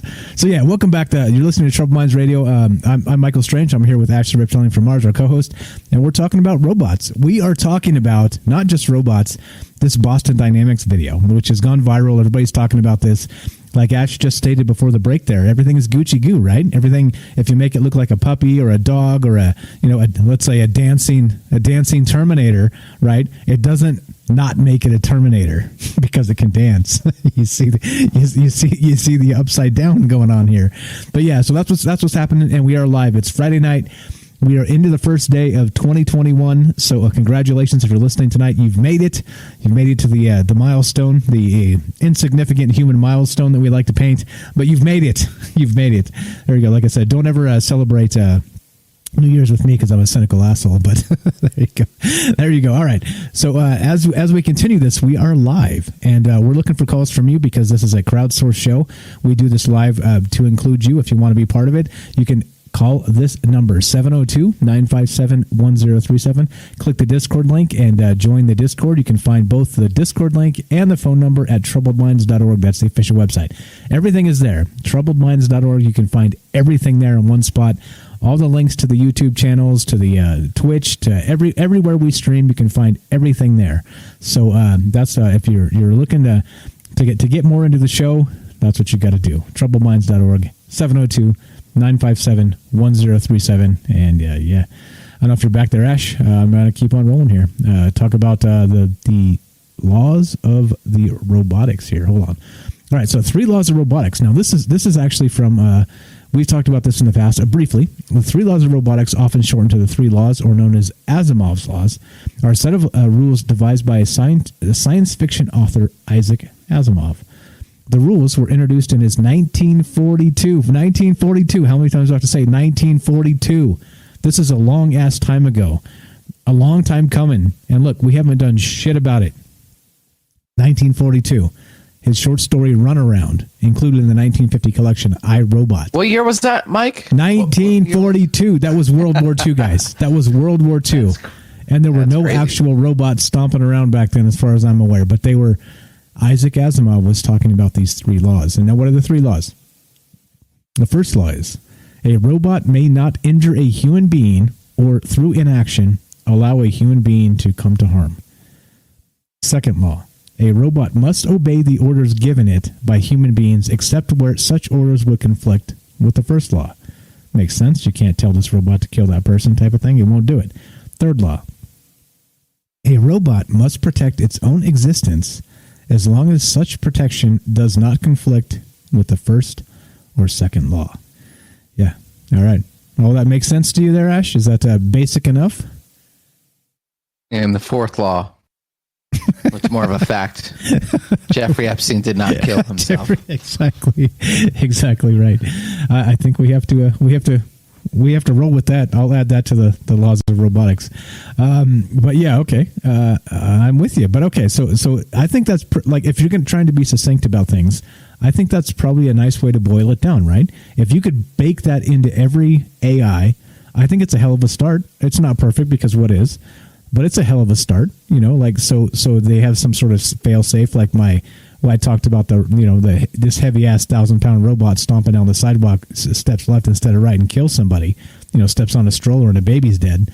These types of things, like they're possible when you're talking about huge machines. But if it actually has like a fail safe where it stops itself because it realizes it's about to smash this baby, then right, we have a different thing entirely.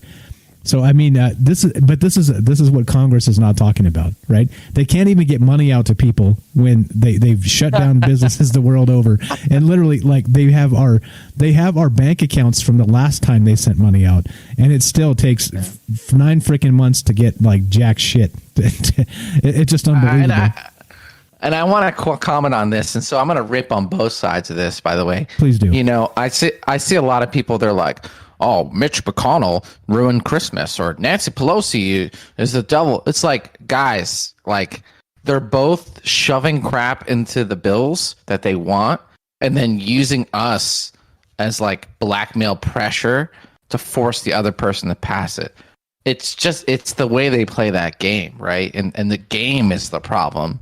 It's like if you have a sociopath chessboard, well, it's going to draw in the sociopaths.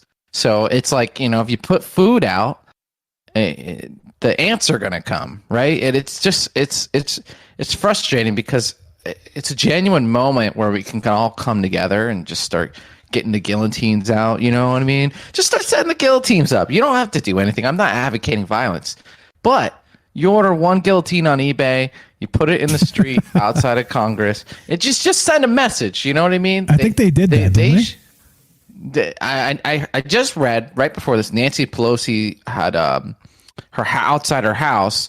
There was like a pig's head, and it was like in her driveway, and it was like written with blood or paint or stuff all over her house. So, a lot of these groups, they don't really have an allegiance, and so a lot of these politicians like to use groups, one day and throw them away the next. But I mean, they remember these kind of things. So anyway, the politics game, we don't really get into it, right? But I mean, we can all honestly say, like, how hard is it to just write us all a check when we pretty much, it's like 70 something percent of Republicans and 80 something percent of Democrats are in favor.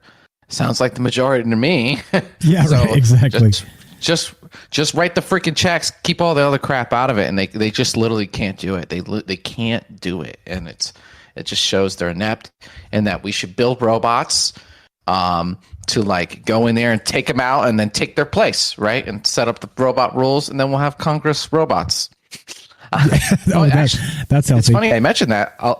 A lot of these kind of Silicon Valley religions, they believe that ultimately a general AI would be superior, and that would become like the new government, and we would all be like children to this entity, and it would run things better than any human could, which is fucking scary. Yeah, you think? So.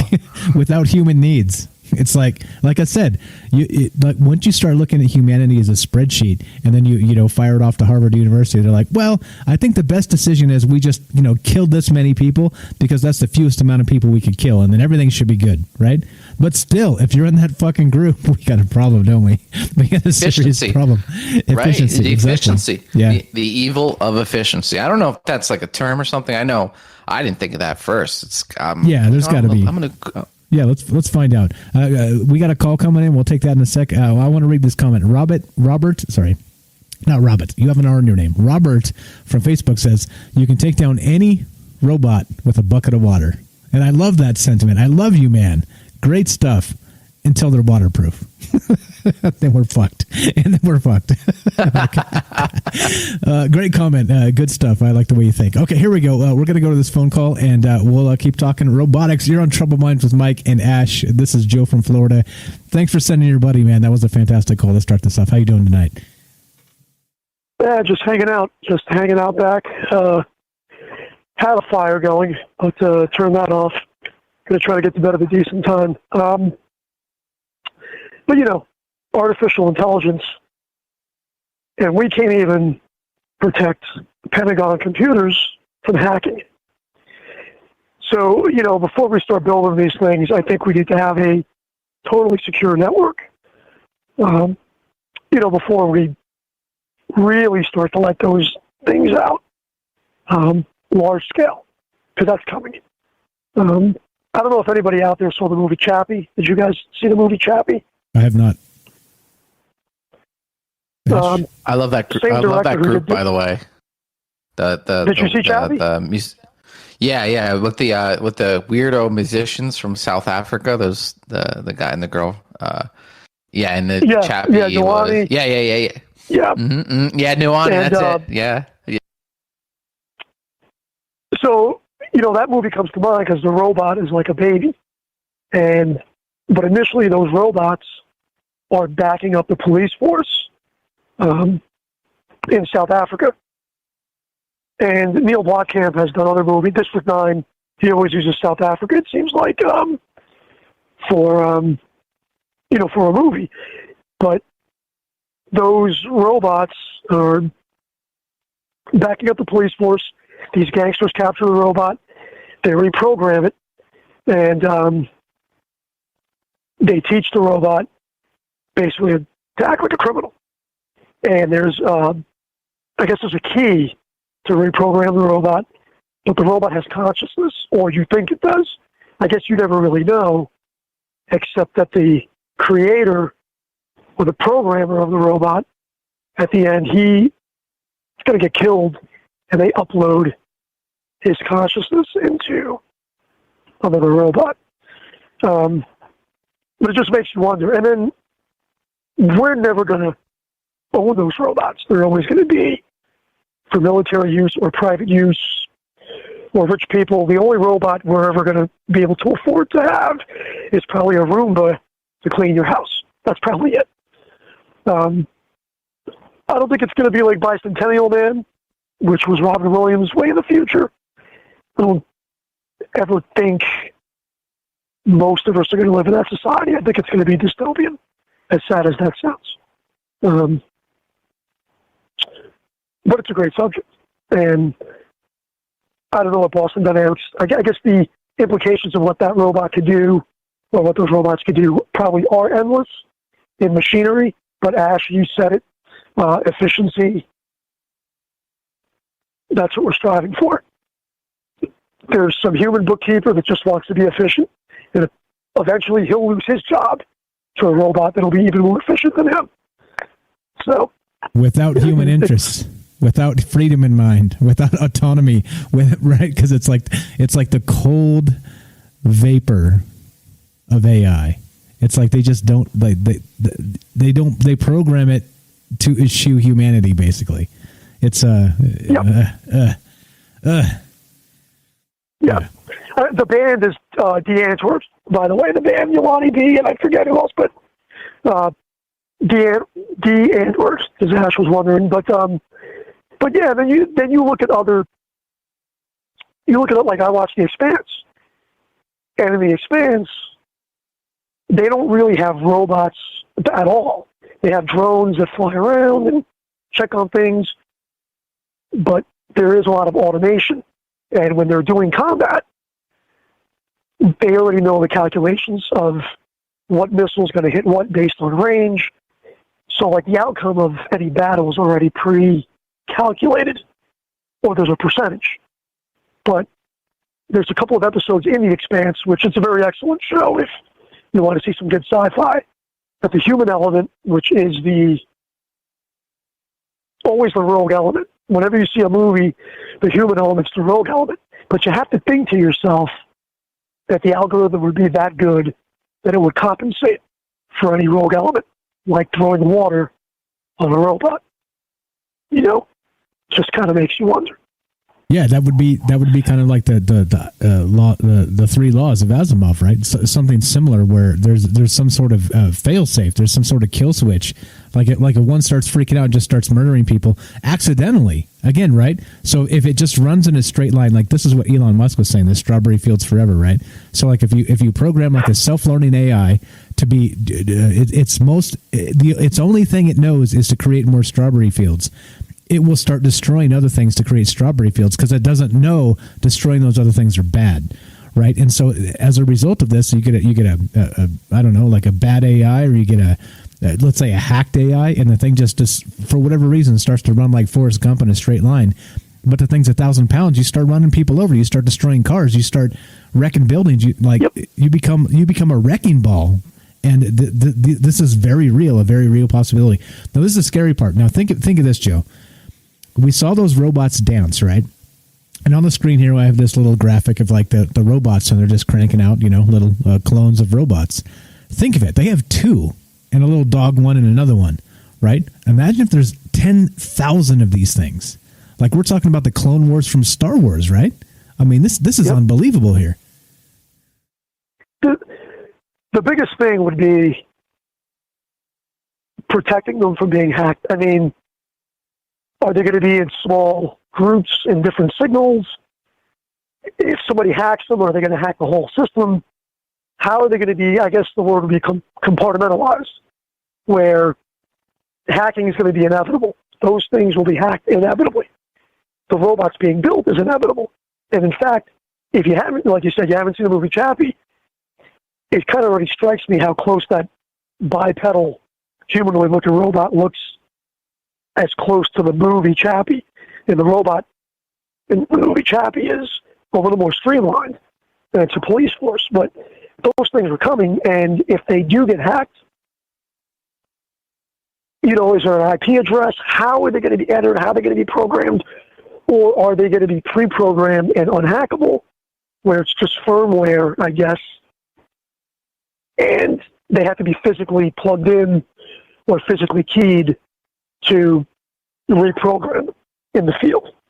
So are they going to be given wireless commands because that opens them up to being hacked? Or are they going to have to be physically grabbed, you know, and brought home at night, like the board in a station cube?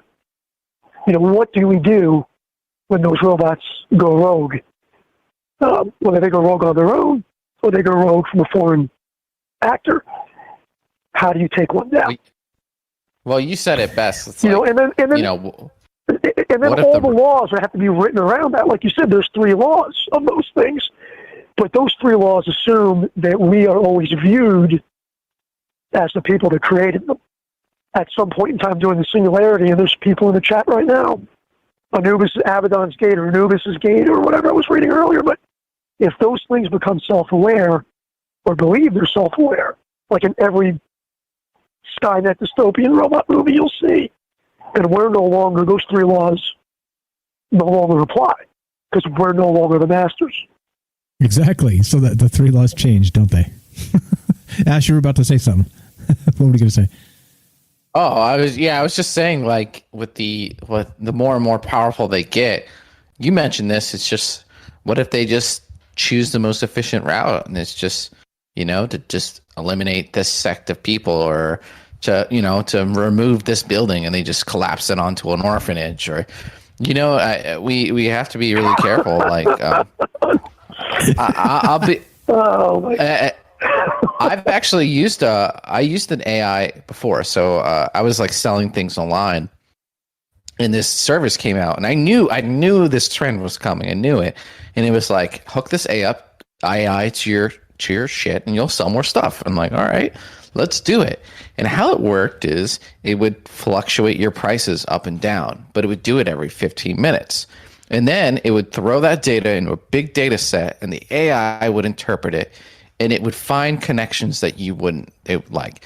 So in the afternoon, it would raise prices. And this is my theory. It would raise prices because people were out of work and they were willing to spend money.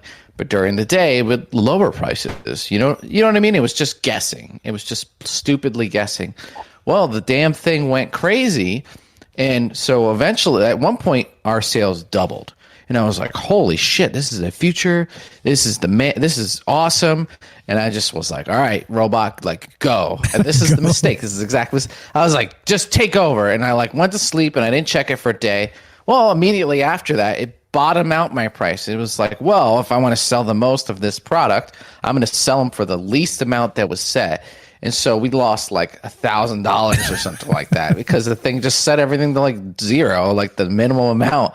It just started freaking trying to pump them off the shelves. So what happens when the selling more product is, you know, its byproduct is like killing people? And like, how do we stop it with other robots that can also make the mistake? You know what I mean? Well, the dangerous part, that's exactly right, though. I mean, how do we stop that? You know, in the most logical, it's an illogical thing, but what happens if you end up having an EM, you know, an electromagnetic pulse, or, you know, somebody comes out and takes apart their microwave and figures out a way to short circuit these things, you know, but how much of that can you do? But getting back to what you said, Ash, you just reminded me of a book. I got to get this book. It's called Surveillance Capitalism. I was listening to the author, and she was talking about how the algorithm for sales, like if there's a kid, how it targets the kids, and this kid's looking at a jacket, and he wants that jacket. and the algorithm knows that it's Friday night, and this kid's got a date because it can see the fucking text messages on your phone and bullshit.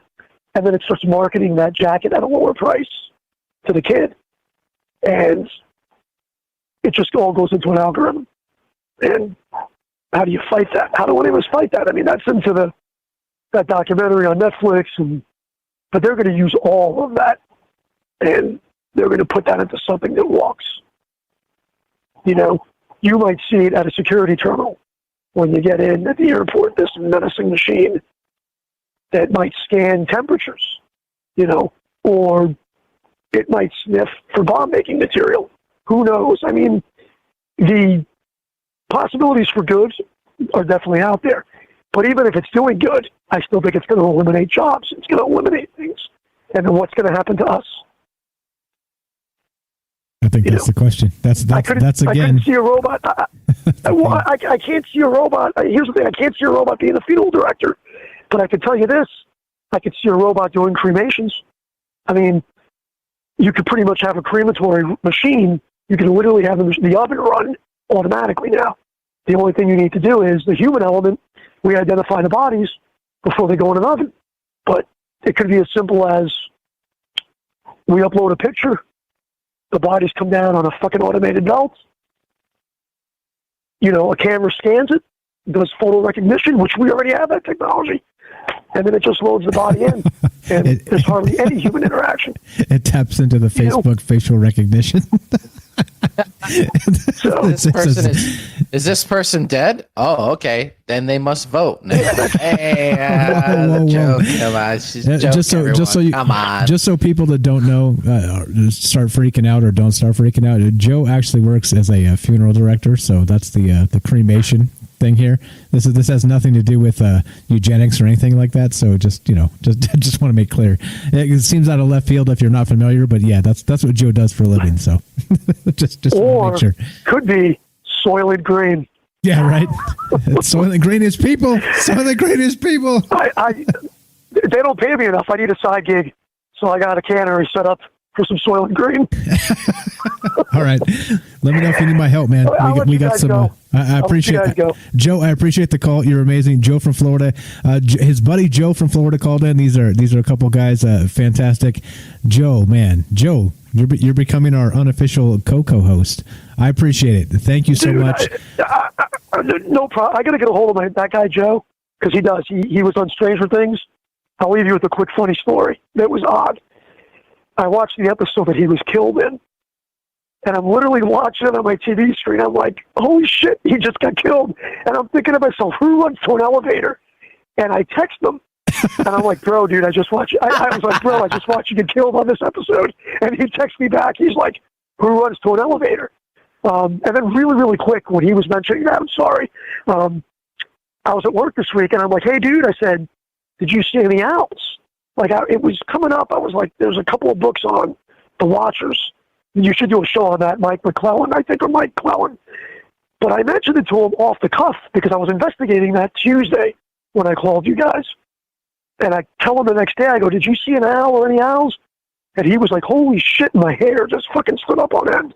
You know, and, you know, I was at his house yesterday, and he's like, dude, he goes, I was talking to my wife about what you said. And we were looking that up. He says, and we saw, you know, those owls and everything. But he's a cool dude. I keep bugging him. I'm like, you got to do a TV show about the funeral home. You have to make an episode of my funeral home, and we can have a comedy show. But he's on IMDb. Look him up. He's a real cool dude. Does a lot of horror movies. And is it okay to share his full name? He needed a prep room. He needed a prep room one day, and I got him a prep room. So I hung out when he was filming this TV show. It was pretty cool. But anyway, good night, guys. Happy New Year. I'll talk to you next week. I appreciate it, my man. Joe from Florida, God bless. Stay safe. We'll talk to you soon, my man. Have a good night, Joe. Always a pleasure, man. Thanks for calling in. Good night, Ash. There you go. There you go. You want to be part of the show? That's why we do it live, because we include that. Look. When we started, it was Frank and I. Frank disappeared off the face of the earth, but we gained an Ash, we gained a Joe, and we gained it all of you. So I would, no offense, Frank, I would trade a Frank for all of you in a heartbeat every day all day. So, I miss Frank. Yeah, Frank's a good dude. He was delicious, but I really miss him. I kind of regret. I mean, he's fine. He's on vacation. He's in a better place. He's in a better place. Meaning that he probably is not doing this show, so he's in a better place. 702-957-1037. You want to be on the show? Just call that number. We'll put you on the show. Join the Discord. Frank is fine. I'm just kidding. I've actually been in contact with Frank. He's fine. I don't know. He's been very sparse with his details, his personal details, as he's always been. So I can't really elaborate, but I do know he's okay. He's alive. I do know that much. So anyway, he may come back. I come and go. It's just who knows? Our rock is you, Mike. You keep this shit going, bro. Hey man, we love you for it. You just keep talking. That's the deal. You just keep talking. 702-957. I don't know if you want to listen. I could do it. Go ahead. Yeah, sorry. Go ahead. Yeah, Join the Discord, troubleminds.org. You want to be part of the show? You call. You're on the show. You talk to Mike and Ash, whoever might be listening. Okay. So let's continue. Let's continue talking about this AI. Let's see. What are we at time wise? Okay, so we got like an hour-ish left. Let's do a little bit more of this Skynet, and then we'll kind of round it out with some aliens. What do you say about that? Yeah, I got some tinfoil here. I'm building the hat. I'll get ready. I need to finish some of the antennas on it, to pick up on the blue chicken energy. So yeah, that's about good timing. I'll be done by then. So okay, perfect. Let's derail for just a second. Do you hear about all the blue chicken drama going on with Corey Good and all that? No, I love drama. I'm like my mother, she loves Spanish soap operas, and every once in a while I'll like catch myself sitting down. I'm like, oh my God, can you believe what Maria did? I love drama. I love it. I don't know why. It's just so interesting to me. Okay, and those guys are like saying some crazy ass stuff, and there's repercussions, and they're kind of like starting a little cult. And I don't want to be completely gay. I do think that they bring things to light, and they do have. I think some more than others. They are trying to put it together, right? They're trying to do that as a service, good marketing, all this kind of stuff, but at the same time, they're a bit irresponsible with the way they do things. So anyway, yeah, what's the new scandal these days? All right, so just real quick, because we're not really into that like dirty drama business. Like I just laugh at it when it's news, but it's news. So Corey Good his lawyer turned on him. He's being sued by I don't even know like a huge number of people for what? So I guess he did like a pre-sale, like a particular comic book that he never delivered on. So he took a bunch of money and then said, we got this comic book coming, and then people just didn't get it like a year and a half later. But he took all the money, and then he had this lawyer sending people cease and desist letters. Anyway, like again, drama's not our thing. Whatever. If you want to check out Stephen Cambian, Stina Bobina, Stina Maria on YouTube. They've covered it extremely well, so much so that I just don't think we have to. But it is fascinating to me that you have these UFO, let's say cults. Let's just call them cults, right? Where they try and they have the answers. Like I say, I've always said, be very skeptical of anybody that has all the answers. All right, and so these types, the Corey Goods, and I'm going to just loop David Wilcock in there as an example. Because these guys have the insider sources, they say, right? They do classified briefings, and they have all the answers, right? And so eventually what happens is when you take all the money, when you profess all the answers, but then you don't deliver your products, well, people start suing you. So who knew? I guess who knew? Who knew? But that's the deets. We got a phone. Children, repent. Yeah. I shall get you into the kingdom of heaven with the blue chickens and the avians. Please, just $9.95 a month, and I shall save your soul. Save your soul from the reptilians. Yeah. So there are. Yeah. I'll link it to this to the show notes here to the two folks I talked about. I'm not interested in that because they're like litigious folks, the blue chicken cult, and they sue people. So I'm not trying to get sued just frivolously talking about dumb shit. So go check out the people that like to get sued, and I'll link them. And you can check it out there. We've got a phone call coming in. Any final thoughts on the blue chicken cult there, Ash? Before we take the phone call. Someone mentioned Halo in the chat, and now all I can hear is the dun dun dun dun. Oh shit! Dun, dun, dun, dun. This is what they were talking about. Dun, dun, Yeah. Dun, dun, dun, dun. Wait, what they said that Alan says, is that the battle rifle from Halo? What was he? Oh yeah. Is that it? Oh, it is. Is it? Yeah, oh yeah, that's totally it. Dun, dun, dun, dun, dun, dun, dun, dun. All right. No, but blue chickens. I mean, dude, honestly, like they could be right, but the fact that they're like monetizing so hard, that's fucked up. So yeah, it's like, you know, if you wanted to quit your job and dedicate to Transformers, like let's say you're really into Transformers or something, and you want to like dedicate your life to it, you're taking your time and your energy away from that thing to do this hobby. So you have to monetize it at somehow. So otherwise, or you're just already rich, right? But like, you need money to keep going. So I get that, but I think they're making a shit ton of money. And that's kind of where we get into the gray area when they're just monetizing everything, and especially if they're not delivering. I mean, if you're gonna create a cult, if you're gonna, creating a cult, that's fine. But breaking promises, that's where I draw the line. Promise your cult a book, give him the goddamn book. Give him the damn book. If you promise him the kingdom of heaven, for fuck's sakes, just deliver the kingdom of heaven, please. Okay. At least a picture book of it. Jeez. Exactly. Come on, man.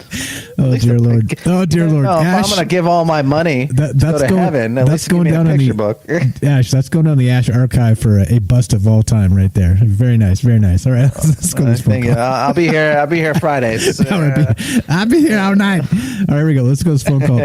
Jay from New York. You're on Trouble Minds with Mike and Ash. What's happening, my man? What's on your mind tonight? Yeah, you guys should make sure you tell that to St. Peter when you get to the gate. For fuck's sake, they've been looking at the picture. There you go. Hey, you guys did this wrong. The picture is not like this at all. I'd like to talk to the manager. No. Yes. No refunds. No, it's supposed to have gold over the top of the big shiny thing. Exactly right. Exactly right. All right. So, what do you think about this AI? I missed business out here? on the whole conversation of blue chickens. When I was getting off your show on the Facebook on my telephone and trying to call you. That's okay. What was that blue chicken? Honestly, you didn't miss much. It's Corey Good, and he's got like what's called known facetiously as a blue chicken cult. Don't worry about it. It's literally just gossip and hearsay, and it's not worth your time. I promise. but thanks. What do you I appreciate that. It's totally true. I really do. It's totally true. So what do you think about this AI business and the robots and stuff, the dancing robots? That's a dark road, man. You know, I mean, they've been putting that stuff out in movies since Rod Serling was right in the Twilight Zone, right across the street at the high school from my house. You know, we've been warned about this stuff forever and ever. You know, and we just keep doing it more and more. Ash there with, what if those little green tomato flickers were guns? You know, you see all the welders on YouTube strapping an AR-15 to the bottom of their drone. I mean, imagine if you did that on a grand scale. That could get out of hand real quick. You put it on a cylinder, right, with all guns, all facing in other directions, and it just spins, and it just moves into a room. Shit, man. And it's just, you know what I'm saying? It's crazy. No based on what we just saw, it's probably already made. It's probably already done. It's probably even worse than what we're even thinking. Oh, absolutely. I made a comment early when I first joined in with you guys that stuff is probably 40-year-old technology. You know, the stuff that we peons are allowed to know about. Oh, by the way, we have dancing robots. Well, no, actually, we have robots in Thailand that look like whatever you want them to for $1,000. You know, I mean, it's really, we're probably so far more advanced than what we're allowed to know. You know, has anybody seen the Greenland movie yet? The one that's been all over the Facebook about the asteroid strikes coming in and everybody hiding in Greenland. I have not. No. It came out right before at the beginning of the year, and it was a pretty good movie. You know, typical, you know, doomsday scenario: save the wife and kids, get to Greenland. But the thing is, though, I have a feeling like the conversation that was going on with the movies and the AI and everything else like that. I think Ash was right there when he was saying that we're trying to condition us to believing that, well, this might actually be okay.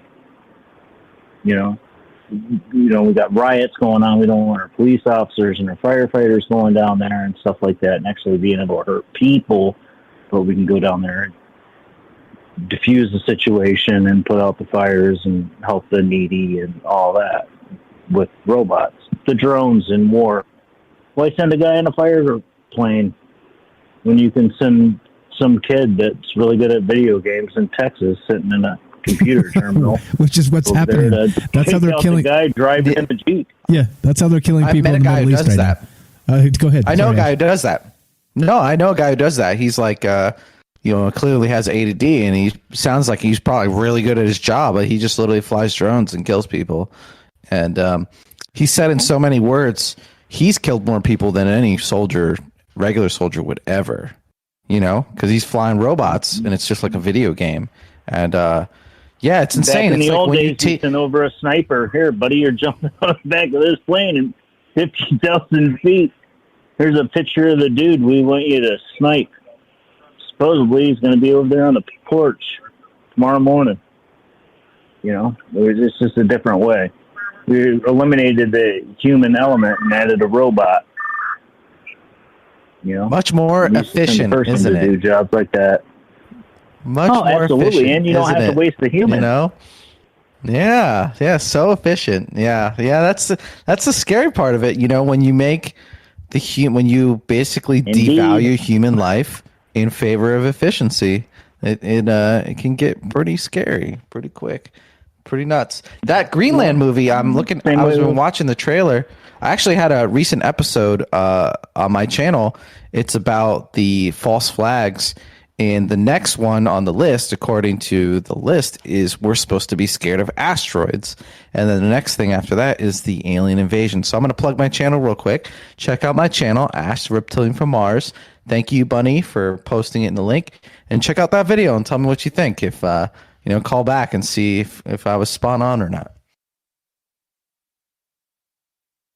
And link to Definitely. Facebook. I'll check it out. I can't do it while I'm on the phone. Hey. We'll wait. You go watch the video. We'll wait. No, I'm just kidding. I'm just kidding. Yeah. I mean, we're talking on something that's rude. I can't do it. I mean, I'm talking to you. I listen to you on a telephone in my garage because I'm just a carpenter, and that's all. Like I said before, Jesus was a carpenter, man. There's absolutely no reason to be ashamed of that. You're good. You're totally good. You're totally good. I'm not. I love my job. I really do. I don't even charge people really money. Like, as long as I got gas money to go there and back and forth and food on the table and stuff like that, it's like there's no reason why you need to pay a lot of money for this. Yeah, for sure. Nobody's got a lot of money right now.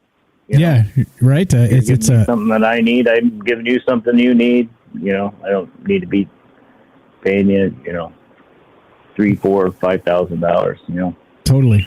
Pulling in a little bit enough to get by. That's all that's important right now. Exactly. They're going to give us our $2,000, right? Really? No. 600. 600. Your mind, and you're going to get it. Don't worry. But we'll just do the universal basic income from everybody. Everybody's got it. We ain't even close to that. It's not even, dude. They can't even get from 600 to 2,000 one time. One time. It's like you're rolling dice at Vegas. Come on, baby, one time. Mama needs a new pair of shoes. It's not even. They can't do it. No kidding, man. They can't. Be happier with a kick in the balls. Exactly right. All right. So given all of this AI stuff, and you saw the dancing robots, if you had to pick a side, the dancing robots, that's nuts, man. If you had to pick a side, though, let's say 50-50 one side or the other, are you more impressed and hopeful for the future, or does it terrify the shit out of you? If you got to be binary about this, looking at those dancing robots. I would have to say that I need to be cautiously concerned. Okay, there you go. I like how you walk that line.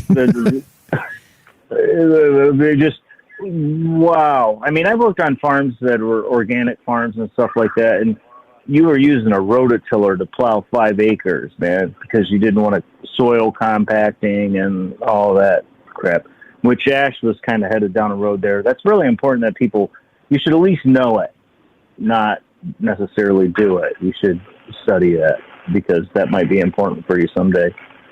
But everything was done by hand there. And now we're flicking tomatoes with some machine how the hell does it pick the green ones from the red ones? That's what I wanted to know too. It's unbelievably fast. Yeah. Yeah. The yellow ones always got by. Did you notice that? I didn't see any yellow ones. When that little flicker was going on, they're the ones that aren't quite red yet, but they're definitely not green. Okay. Well, when you're picking them by hand, you don't pick those. Right. But I figure you only pick the ripe ones when you're picking them by hand. But it's acceptable because you figure you put them in a truck, you take them to the store, it's going to be 2-3 days type of thing, so they'll be red by the time they get there, right? It's all good. Well, we drove them right when you were done. The last thing you did when you were done with the day, I lived in town and was a bartender at night. I didn't have to be there till 10 o'clock in the morning, and usually my job was running the rototiller or the composting thing where you were shredding up all the stalks of corn or whatever and putting it in the compost bin. That was my job. And then at the end of the day, all of the groceries would go into the back of my truck, and then I would drive them into town and drop them off at the grocery store. It was an organic grocery store. That was, and then go home, take a shower, eat, have dinner with the wife and the kid, and then go to work at the bar. But no, really, the thing that Ash was talking about there, grow something, houseplant. Grow something. Get some chickens. Whatever. Get some chickens. Eat your own fresh laid eggs. Yeah. We're allowed to have 6 here in the city that I live in, and I could have the shed built in probably about a half a day. Agway's got them running around all the time. I think about it all the time when I'm there. But yeah, self-sufficient. There you go. Might be more important than we're giving credit to. I think that's what it's all about. More important than ever, with these days, with all these dystopian futures, and just kind of like the way things are going. It's the more of us that are like that. Dystopian futures. When this all started, I went to our Wegmans and there was no food there. My kids eat pasta, peanut butter, and strawberries.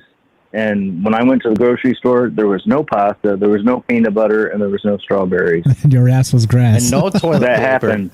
And no toilet paper. Yeah.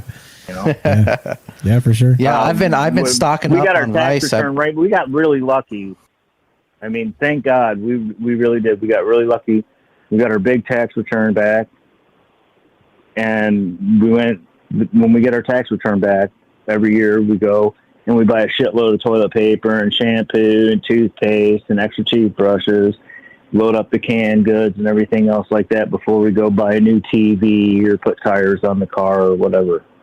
We always stock up all the food when we get our tax return back. So we got it back right before it happened. So we were stocked. Hey, can you hook me up with your accountant? If you get money back, I want to talk to your accountant because we don't make any money. Okay, that's how you do it. That's how you do it. It's a secret. Work with a clerk at the gas station, and I'm a carpenter that goes around and does work for little old ladies, and I'm like, thanks for the tea or the coffee and the bagel or whatever. You know what? You know what's going on here? Good enough. You're basically tax evading because you're not putting that coffee and tea on your damn tax return. So I'm reporting you, bro. Ronnie, man. That's all right. I've been audited 3 times. I've been audited 3 times, and the last time I got audited, I got a $6,000 check from the IRS. I had to go through like 2 weeks of absolute hell and bullshit. Oh, man. To prove my point with all my receipts and bank account numbers and everything else like that. And the guy goes, well, you're eligible for $638 and change or that's whatever. Hilarious. And I looked at him and I was like, what? You came after me and I owed you money. Made my life hell. Yeah, yeah. All the stress, all the everything. And they're like, oh, by the way, here's your check. Oh, cool. No Not problem. Cool. Yeah. I'll see you next year. Exactly. Yeah. I see you next year. Jay, final I told thought, him I man. didn't want to talk to him anymore. Yeah. Agreed. Yeah, final it was a pleasure. We got to move on, bro. Final thought, and then we're going to keep on trucking here. Just, I don't know, self-sufficiency. I think with the AI and the robots, and I know we're headed towards the aliens because Ash has been putting that ball down the fairway forever now. we're about to get there. But we're definitely about to get there. It's coming. Definitely. I'm waiting. Okay. But I don't know. I'll talk to you guys later on. I appreciate the call. Jay from New York, you were the best, man. You're the best. Thank you for the call. Have a great night. Happy New Year, and good luck on your tax return this year. Indeed. Happy New Year to everybody. Thanks a lot, man. You too. Do better. Talk to you soon. There you go. Jay from New York. Simple as that, guys. Look, think about it, right? If you started a show on the internet, you couldn't ask for better folks to be calling in and being a part of this. A lot of good people, Ash included. Dude, oh, sorry, aliens included. Dude, I'm having a good time. How you feeling, Ash? Feeling good, man. Feeling good. I like, I sit around and I have crazy thoughts, and it's cool. It's like people call in and they're like, I was thinking about what the Ash said. So I really appreciate that, guys, calling in and making me feel a little less crazy. But it's you consume enough pop culture and you just read enough blog articles and watch enough videos, you can kind of get a beat on what's going on a little bit, And I respect, people. I think people of the earth, like he mentions the carpenter and he kind of writes it off, but that stuff's super important. Like, yeah, okay, like someone's good at a computer. It's like, okay, until shit hits the fan and we don't need that anymore. The carpentry, that kind of stuff is super important. We all need that. And I think it's really responsible to be self-efficient. It's, the more you believe that the system's going to be okay, the more you are putting yourself, but not just yourself, all of us, into a precarious situation. When shit hits the fan, if I've been saving up all my food and getting ready and you haven't, help you, but if there's 100 of you, I can't, right? So I think that's important. I think we should all be doing that. Sometimes I'll go on my crazy food runs, and I remember last time I was at the grocery store, I had like a fucking pile of rice and some canned beans and stuff, and this lady's like having a good time. She's shopping, and she looks over at me, and then she looks down at my cart, and I just saw this look on her face as she kind of realized what I was doing. I don't know if she was like looking at me like I was a weirdo, or maybe she was thinking, uh-oh, is there something I don't know? I don't know, but I could tell her face transitioned to some thought. And I just thought that was interesting. And it's like, there's nothing wrong with being prepared. And you remember, Mike, not too long ago when the coronavirus was in China, no one else was talking about it. We were talking about it. And we were telling everyone to get prepared. And I'm kind of doing it again. And I don't know what's going to happen. A coronavirus is a little bit more obvious, more cut and dry. But I think that's a good instinct to be prepared. And so I love that. I love that his last comment was that. So great. Be prepared. Get the chickens, guys. Get the chickens. You got a chicken, you got eggs every day, whether you want them or not. There you go. Free protein. You just birdseed. Good to go. That's right. Good to go. All right, let's go to PCMag.com. 5 real computer systems that could become Skynet. Just going to blow through these real fast, and then because we got to get to the aliens. We got to get to the aliens tonight. So, and again, one more time, if you want to be part of the show, all the great calls we've had tonight, all the fantastic interaction, 702-957-1037. Click the Discord link, troubledminds.org's official website. You can find all the information there, including the new podcast, by the way, which I never really mentioned. But I do news, conspiracy news, 5 days a week on Twitch. It's now on troubledminds.org. You can find it there. Here we go. Let's go to Skynet. PCMag.com. 5 real computer systems that could become Skynet. The world-dominating computer from the Terminator movies is supposed to be activated today. Is it already here? Now look at the date on this article. April 19th, 2011. Over 9 years ago. All right. Let's just blow through these. IBM Watson In case you haven't checked the internet in months, again, this is 2011. Watson is a supercomputer who beat 2 veteran Jeopardy champions at their own game earlier this month. Engineered by IBM, Watson is capable of processing 500 gigabytes per second, comprises 90 servers, and takes up a massive room at IBM's headquarters in upstate New York. Most important, Watson is excellent at analyzing human language and interpreting what it means. It was designed to learn from its successes and failures, refining its choices the more it made from them.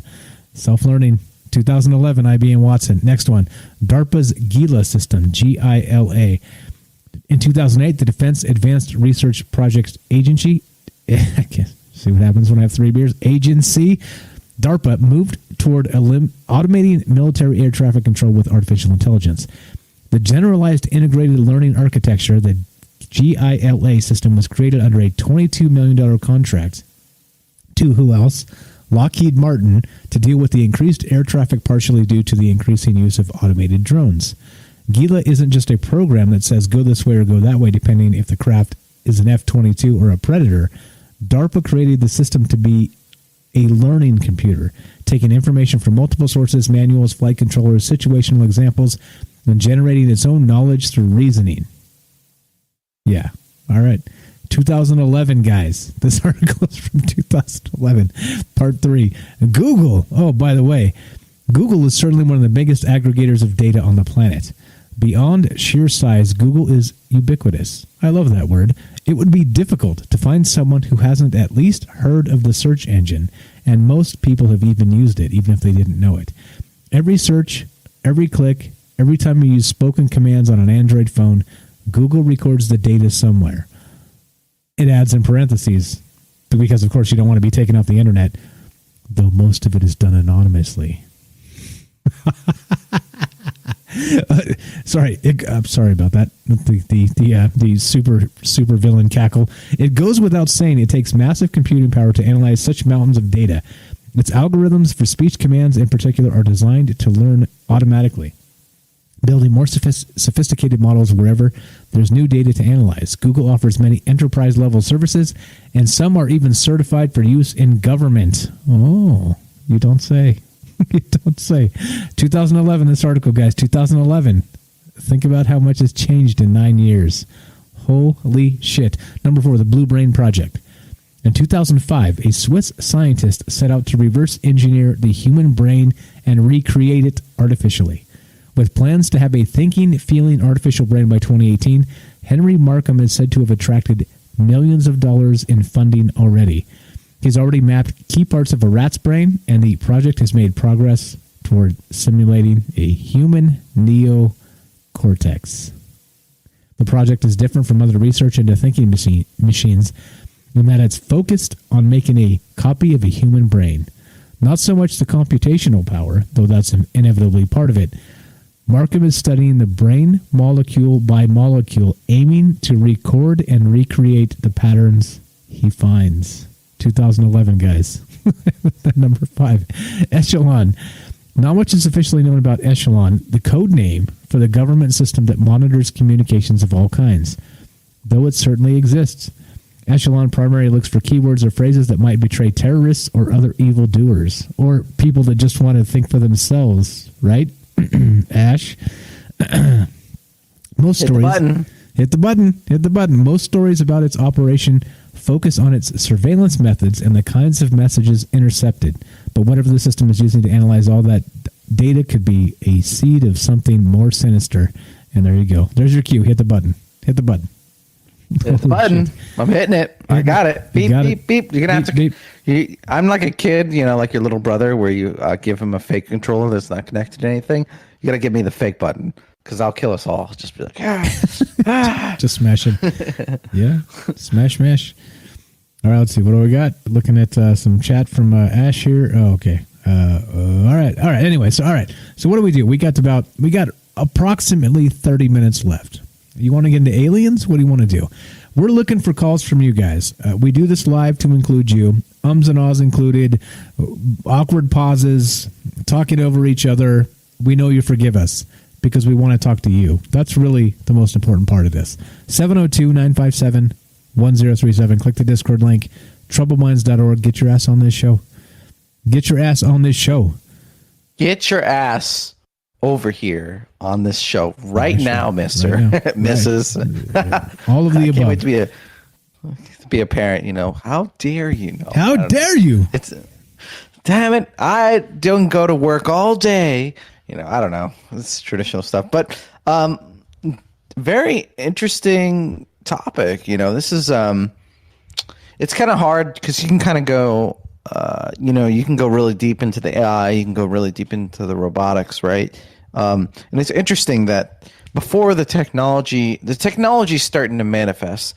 But Mike, you've linked a lot of things that are really interesting that are kind of like the moral ideas playing with these kind of topics before we kind of get there, right? And I think that was important for us, you know, 2001: A Space Odyssey, all these kind of things, these academic reports and stuff.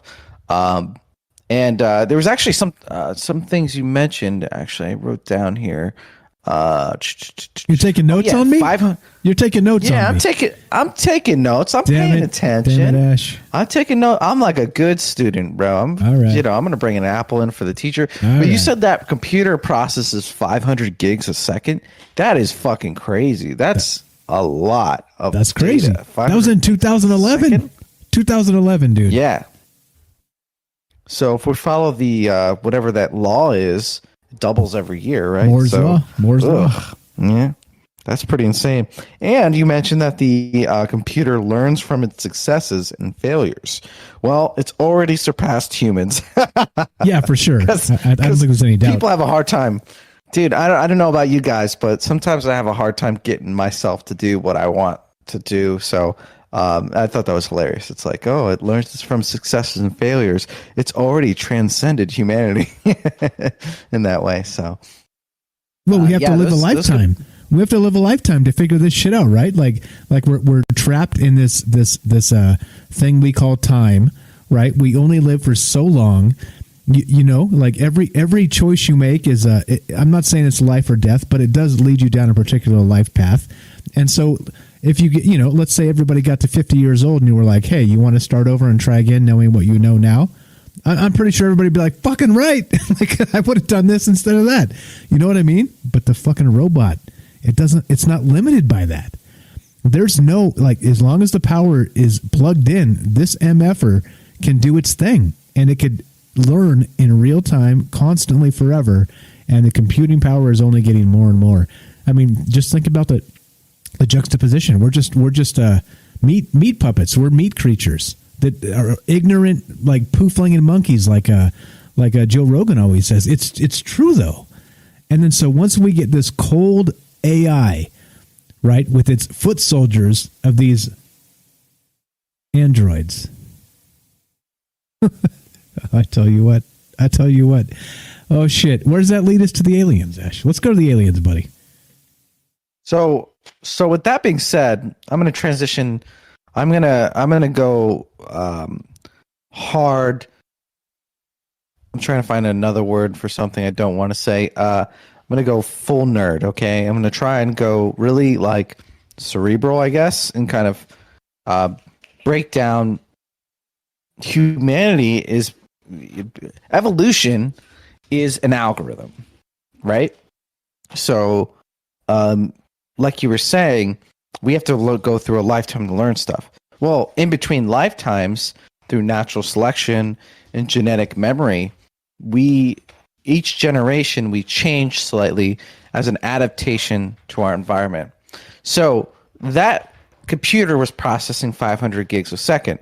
That computer can't do what humans do still.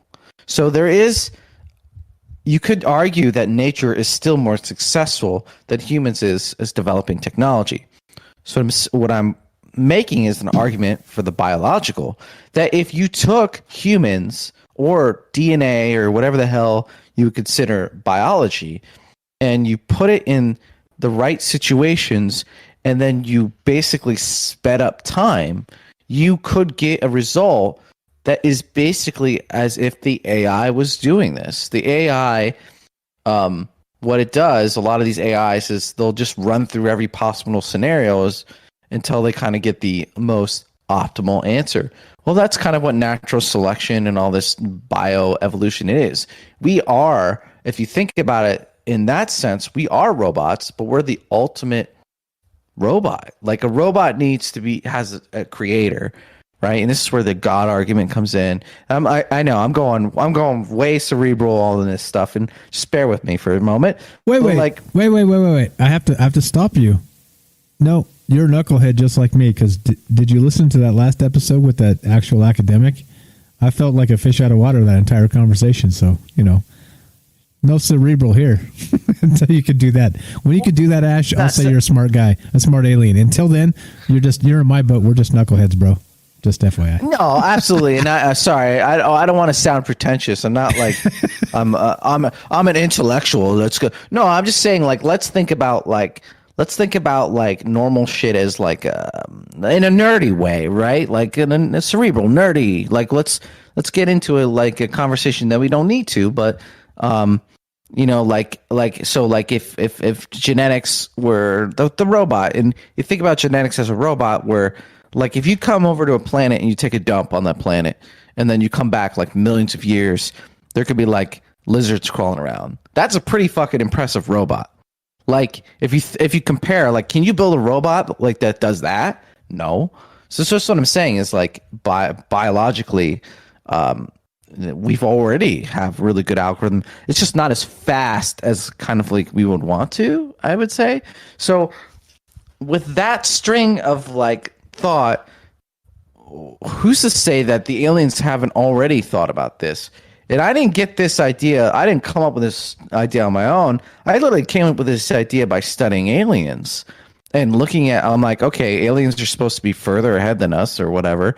And if these abductions and all this stuff is true, this is kind of like what's going on. And this is what they are. It's like a caveman interacting with us, and they see like an iPhone. And so the caveman has to sit around and be like, what was that thing? What was the iPhone? Like, is that an inevitability? Is that something that me as a caveman that I'll have or not have, right, in the future? So yeah, anyway, what I'm saying is, are robots, like people think that the next industrial revolution is robots. Well, is it robots? Maybe we're going to skip that. Maybe this robot thing's short-sighted and we just make biological robots. Maybe like we're going to have a biological revolution, right? Maybe biology is more efficient than the robotic portion. And so if you apply that and you look at these abductions, look at these gray aliens, right? So, okay, well, before we get into the alien stuff, let me share this link real quick. Living robots, right? So let's get into the biological nerdiness. Mars sucks, man. Derek asked, how does Mars look? It looks really crappy. I don't know why you guys are trying to come here, steal my property, get off my lawn, my lizard lawn. But yeah, so look at Meat Puppets. I'm looking at some of the comments. Good comments. It's very funny. How dare you? Your article's up. Wait, hold on. Wait. Williams. We gotta how dare you. We gotta do it. How dare you? There you go. Let's say it properly. All right, there. Go ahead. Carry on, sir. So, going along with a nerdy narrative, scientists combine AI with biology to create xenobots, the world's first living robots. So, where's the border between robots and alive, I guess, right? And so, maybe the answer is a marriage of the two. And this is maybe, the elite in San Francisco, this Silicon Valley think we're going to merge with machines. So look at this. A remarkable combination of artificial intelligence, AI, and biology has produced the world's first living robots. Let's see here. One of the researchers described the creation as neither a traditional robot nor a known species of animal, but a new class of artifact. Oh, what the hell? That's what they call them? That's a living, programmable organism. What the fuck? Like, call it a golem, or something like a homunculus. Like, yeah, exactly. Let's keep the medieval magic stuff. I mean, that's kind of like what they're saying. Oh, artifact. Ugh, it's gross. Well, xenobots are less than 1 millimeter long and made of 500 to 1,000 living cells. They have various simple shapes, including some with squat legs that can propel themselves in linear or circular directions.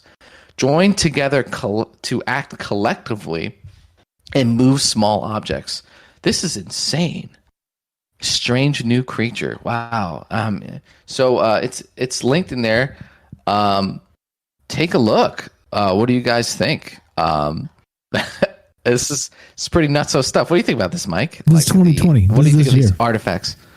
This is crazy. This is crazy. This is back to Alex Jones and the human and pig chimeras and the water's making the frogs gay. I mean, this is literally like, if you talk about this type of stuff, you may as well be the blue chicken cult, right? I mean, it gets lumped all together. It literally gets lumped all together. You can't think for yourself and really go outside the mainstream. And again, it's the entire reason why we do this show. Because there's a whole other conversation outside of it. All the garbage they're throwing at you, the lefty righty shit, right? The brainwash constantly. Think about it. Like, we may not be the smartest dudes in the drawer, but it doesn't really matter, does it? Because we're trying to have these conversations that get ignored. We're trying to have conversations that are intentionally swept under the rug, right? Like, none of that other stuff matters. This is not like an ego contest. This is not like any of that stuff. This is not that. This is like, holy shit, people, look what's happening out here. And the world is ignoring it like it's some sort of, I don't know, like, I don't know. It disgusts me a lot. If you follow this, you know why we do this. Because there's so much more that needs to be talked about in this world. And that's why we do this. Long-winded, ums and ahs, etc., so on. That's my cue to put the phone number up, and we do it live to include you. 702-957-1037. Click the Discord link. See what I mean, right? There's always a segue when you talk yourself into a circle. You just read the phone number. That's good. I like it. That? It's very All right. professional. All right, yeah. I got you. Here's your link. Go ahead and start. Bring us to the aliens, brother. Well, that was a good point you made. Is like, these things are happening, but every freaking thing Trump's doing, whether you hate him or like, you don't have to report on every goddamn thing he does. And it's like, meanwhile, we're making robots that collectively do things together. I didn't even know that part. I thought they were just like, they made a thing and it was alive. That was it. But apparently they're programming them. That sounds like some shit they've been doing for a while, and they just quickly telling us. And this is kind of like, something that keeps me up at night a little bit, is that the elite think we're all stupid and they're just doing whatever they want. And so you read these kind of articles and you're like, excuse me, what are you doing? And it's, we're not having these conversations. And so, it's fun to left, right, and go at each other, whatever. But we kind of have to this is important. You're right, Mike. We have to kind of have these conversations. We got to talk about these things. No one else is freaking talking about these things. This is crazy. And, like our movies and stuff, they play with these moralities, these thoughts, these ideas. And I suspect, bringing this to aliens, that a lot of alien civilizations are not as moral as we are. I really believe this. And so, if you take this and you extrapolate this out, they're making biorobots and just keep going. Eventually, you have like biorobots. Like, what's more efficient to build a factory and build a thing, or is it more efficient to just grow another crop? And so, I've looked into a lot of this stuff, and I don't know if it's true or not, guys, but there's some crazy ideas in some of these things. If you look into them, that the aliens have found it more efficient, and there's that word again, to just grow their workforce, and that maybe this workforce is made from us, like DNA of a variety of organisms. Like, what does it matter where it comes from, right? So yeah, let's take the look. A retired U.S. Army officer claimed gray aliens are biorobots built to travel to other planets. All right, we've got some belly aching in the chat. I gotta play this just real fast, and then you can continue. Are you not entertained? Are you not entertained? Is this not why you were here? There you go, buddy. That one's for you. You know who I'm talking to. All right. Sorry, go ahead, sir. Carry on. Thanks. Thank you. Yeah. I hope you guys are entertained. This is entertaining stuff. We're talking about bio aliens that are gray robots. The repercussion. So this is a retired U.S. Army officer claimed gray aliens are bio robots built to travel to other planets. So in 1997, retired U.S. Army officer Philip J. Corso and writer William J. Burns published a book that revealed many secrets and mysteries that had taken place during the events of Roswell. So yeah, you can we link this, right? We link this. You can take a look at this and look into it more. There's some interesting photos of recovered bodies, but it also explains why they call them extraterrestrial biological entities. Not saying they're individuals. They're just whatever, like they're entities. So I mean, it makes a lot of sense. If you're going to go to space, like how much work would it take to like build something, and then you got to build crap in order to make sure the people survive from A to B? Well, why would you do that when you could just send these made beings? The beings don't even have to exist when you send. You could literally send the ship. It gets to the point of origin, then it starts the pop in the oven cooker, cooks the beings up. They exist to do a task. They do the task, then they're phased out, and then you I don't know, you freaking leave it there. Like, who cares, right? So that's where I believe, based on like looking at this stuff, this seems to be the kind of the decision that the aliens have made. And so when you're interacting with grays, or grays are interacting with our planet, it could be anything on the other end. It could be like a squid monster. It could be reptilian. Like, you don't know. And who's to say that the universe is not like a government or a business, and they all use the same gray robots? So you could have 100 different civilizations interacting with Earth, and they're all using the same grays. So you would not know who's who. And I think that when technology hits a point, it challenges spirituality. And I think that we're kind of coming into this, and we kind of have to decide as a species, like, is this fucking cool? Like, are we cool with this? And, I think that countries like China are more willing to kind of skate that line, right, for efficiency. Oh, you mean butcher their people? You can say it. Why don't we just cut to the chase? Butcher their people in the name of whatever the future brings for them, their ideological future, right? And again, right, a very huge theme of this show. What's more important to you guys? Your autonomy as an individual, or allowing the government to choose it for you?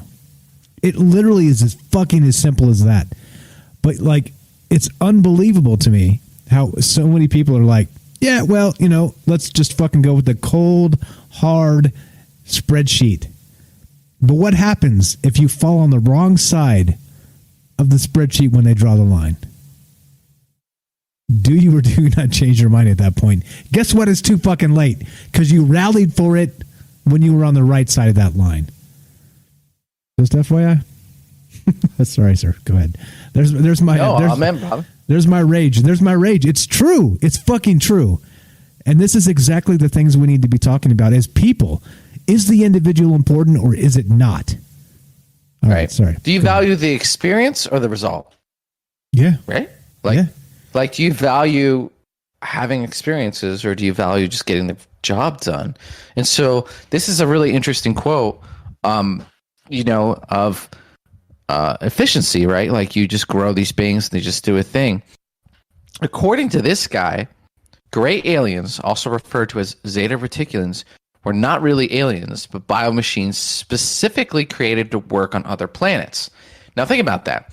You go to another planet. I mean, freaking, we used to go to another country and kill everyone off from like infectious viruses and diseases, right? When we came, when the white men came to like the Americas and interacted with the native population, they got sick, and it killed off like most of them. Like it was pretty devastating. So imagine, if you go to an alien planet, there's the War of the Worlds movie where the aliens are defeated not by humans, but by by basically the biology that we've earned. And look at this COVID virus. It's such an issue, and we have plagues. So an alien coming here, he's starting at zero. We have thousands, millions of years of like enduring this shit, and it still kills us, and it's still a problem. They're coming here with zero, right? So, they wouldn't freaking come here. It's not safe. So he wrote, this is the same guy, the Phillips guy. He wrote that as far as he knew, no one had encountered real aliens. And all eyewitnesses or abductees had seen only big-headed and black-eyed biomachines. Wow, imagine that. Imagine all these things coming to our planet and like maybe for thousands of years, but an alien has never actually come here, like a real alien. They're just on their home world like we are. And are we going to do the same thing? Are we going to create these bio robots and send them to another planet? Hell and we're yeah. going to be like, hell yeah. That's crazy. Think about Pretty it. insane. Just think about it. Just our very next planet over, Venus, right? So Mars is another thing entirely. We think we can send people there. All right. Talk to Elon Musk. He'll make the case. If you go to Venus, it's like scorching hot, right? Like it's got poisonous gas, acid rain, all kinds of like inhospitable shit. All right. So clearly, if we're going to actually search the core of that planet, wherever the ground happens to be beneath those acid clouds, we're not going there. We're going to send our version of a gray alien to Venus, and that's one damn planet over. I don't think it's too much of a stretch to actually consider that as a possibility. Of what we're seeing, these aliens, these beings, these whatever they are, I just don't think it's that much of a stretch. Why else would you be risking yourself when you could send actual androids, dancing robots, to bring it back to the beginning? Jeez, right? Yeah, I wonder if they dance like really well, like right out of the womb. Yeah, like you ever see a gazelle like grow out of the womb, or a baby chameleon? They're like immediately, or baby crocodile, they're ready to go as soon as they're born. It's pretty insane. So all you got to do is optimize that algorithm, tweak it, and then there you go. So let me ask you this: so is it a coincidence that the aliens that we all know and love in our culture look kind of like us? No, I've said that. I said that to the academic. I was like, dude, isn't it weird how all the aliens have 2 arms and 2 legs? That's bizarre as fuck, right? So maybe there's like a bizarre, gaseous, dark energy type alien that's creating these things that look like us so that we're more receptive of them to begin with. Right? How about that? How about something like that? Yeah, or I think that with the hybridization program, I think that is definitely a part of it. That they're trying to like kind of breed us into a collective or whatever. That's like one of their ways of absorbing a civilization is kind of like genetically, right? It's like your family, What's interesting is what if no biological anything was sent to our planet? Maybe the robots were sent. They harvested the data of the local organisms and then created some sort of prototype gray and then iterates on itself. You know what I mean? It could be literally a rogue, like a dark energy, you said. It could be that's basically the same thing as like an AI sentient being, and it just like manifests in reality by using the biology around it. So it could, you know what I mean? It could be just like a robot computer that came here, took some samples, cooks in the oven for a little bit, pops out a dude, and then that dude gets to work, and that's like a hive. And supposedly one of these factions is like a hive collective, and that's Alex Jones just mentioned this on the last thing he was on. He mentioned that the elites are trying to strive to become like a collective of different, a conglomerate of different like biologies and entities and all this kind of stuff. And I really suspect that the elites, I mean, this is some crazy shit, but like, think about it. If like an advanced species is interacting with our planet and they're like way ahead of us, or just maybe even not ahead, maybe like they're ahead in some ways but regressed in the other ways, our elites, if they catch wind of this, are going to like look at that and be like, that's what we should do, right? And so it would sound crazy to like someone who's not conditioned to this. It sounds crazy to me too, you know. And yeah, anyway, so that's kind of like my ongoing theory. It changes, but like I think that's kind of like what's going on. There's sort of, whether it's being dictated from some extraterrestrial force or we're just interpreting our experience with them, but the elites, like the leaders of the world, are trying to force us to kind of like into that direction. And that's like the coronavirus, lockdowns, no gender, all this kind of like weird crap is a result of this like utopian future that they suspect. Man, I sound like Alex Jones more. I was about to say, hold on. You got to give me a second. I got to be like, hold on, wait. Breakaway civilizations, they're turning the frogs gay. Human pig chimeras, the shy comes in China. I tell you what. You're listening to Troubled Minds Radio. This is not Alex Jones. But we're having a good time. We're laughing here. You never know what's really going on. And so that's why I think these conversations are much more in like the larger sphere of, this is, we don't do the micro level. We don't do the macro level. We do like, 5,000 feet. We're seeing what's going on here. And again, there's so much. There's literally so much to talk about. We're going to continue to do it. We're at the end here. Nice how we started with androids, dancing robots, and we ended up with aliens, right? What other show can you listen to that starts with dancing robots and ends with aliens? I don't know. I can't even begin to guess. And you know what? I don't care, because none of those ones are important. I think this one's important, and that's why we do it. Ash, let's finish this up, buddy. Final thoughts, my man. Yeah, we're all gonna die. And, no, don't do it. Wait, we got a call. No. We got a call coming Just in. some of us. So let's take this phone call. Then we'll finish it up, and then we're done. All right. Let's for sure. Sounds good. All right. Let's do it. See you guys there. Bailey says Ash just turned the frogs gay.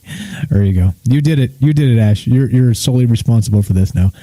Let's see. Madeeb says up there, I believe this nanotech is the new invisible Trojan horse. That's a great take.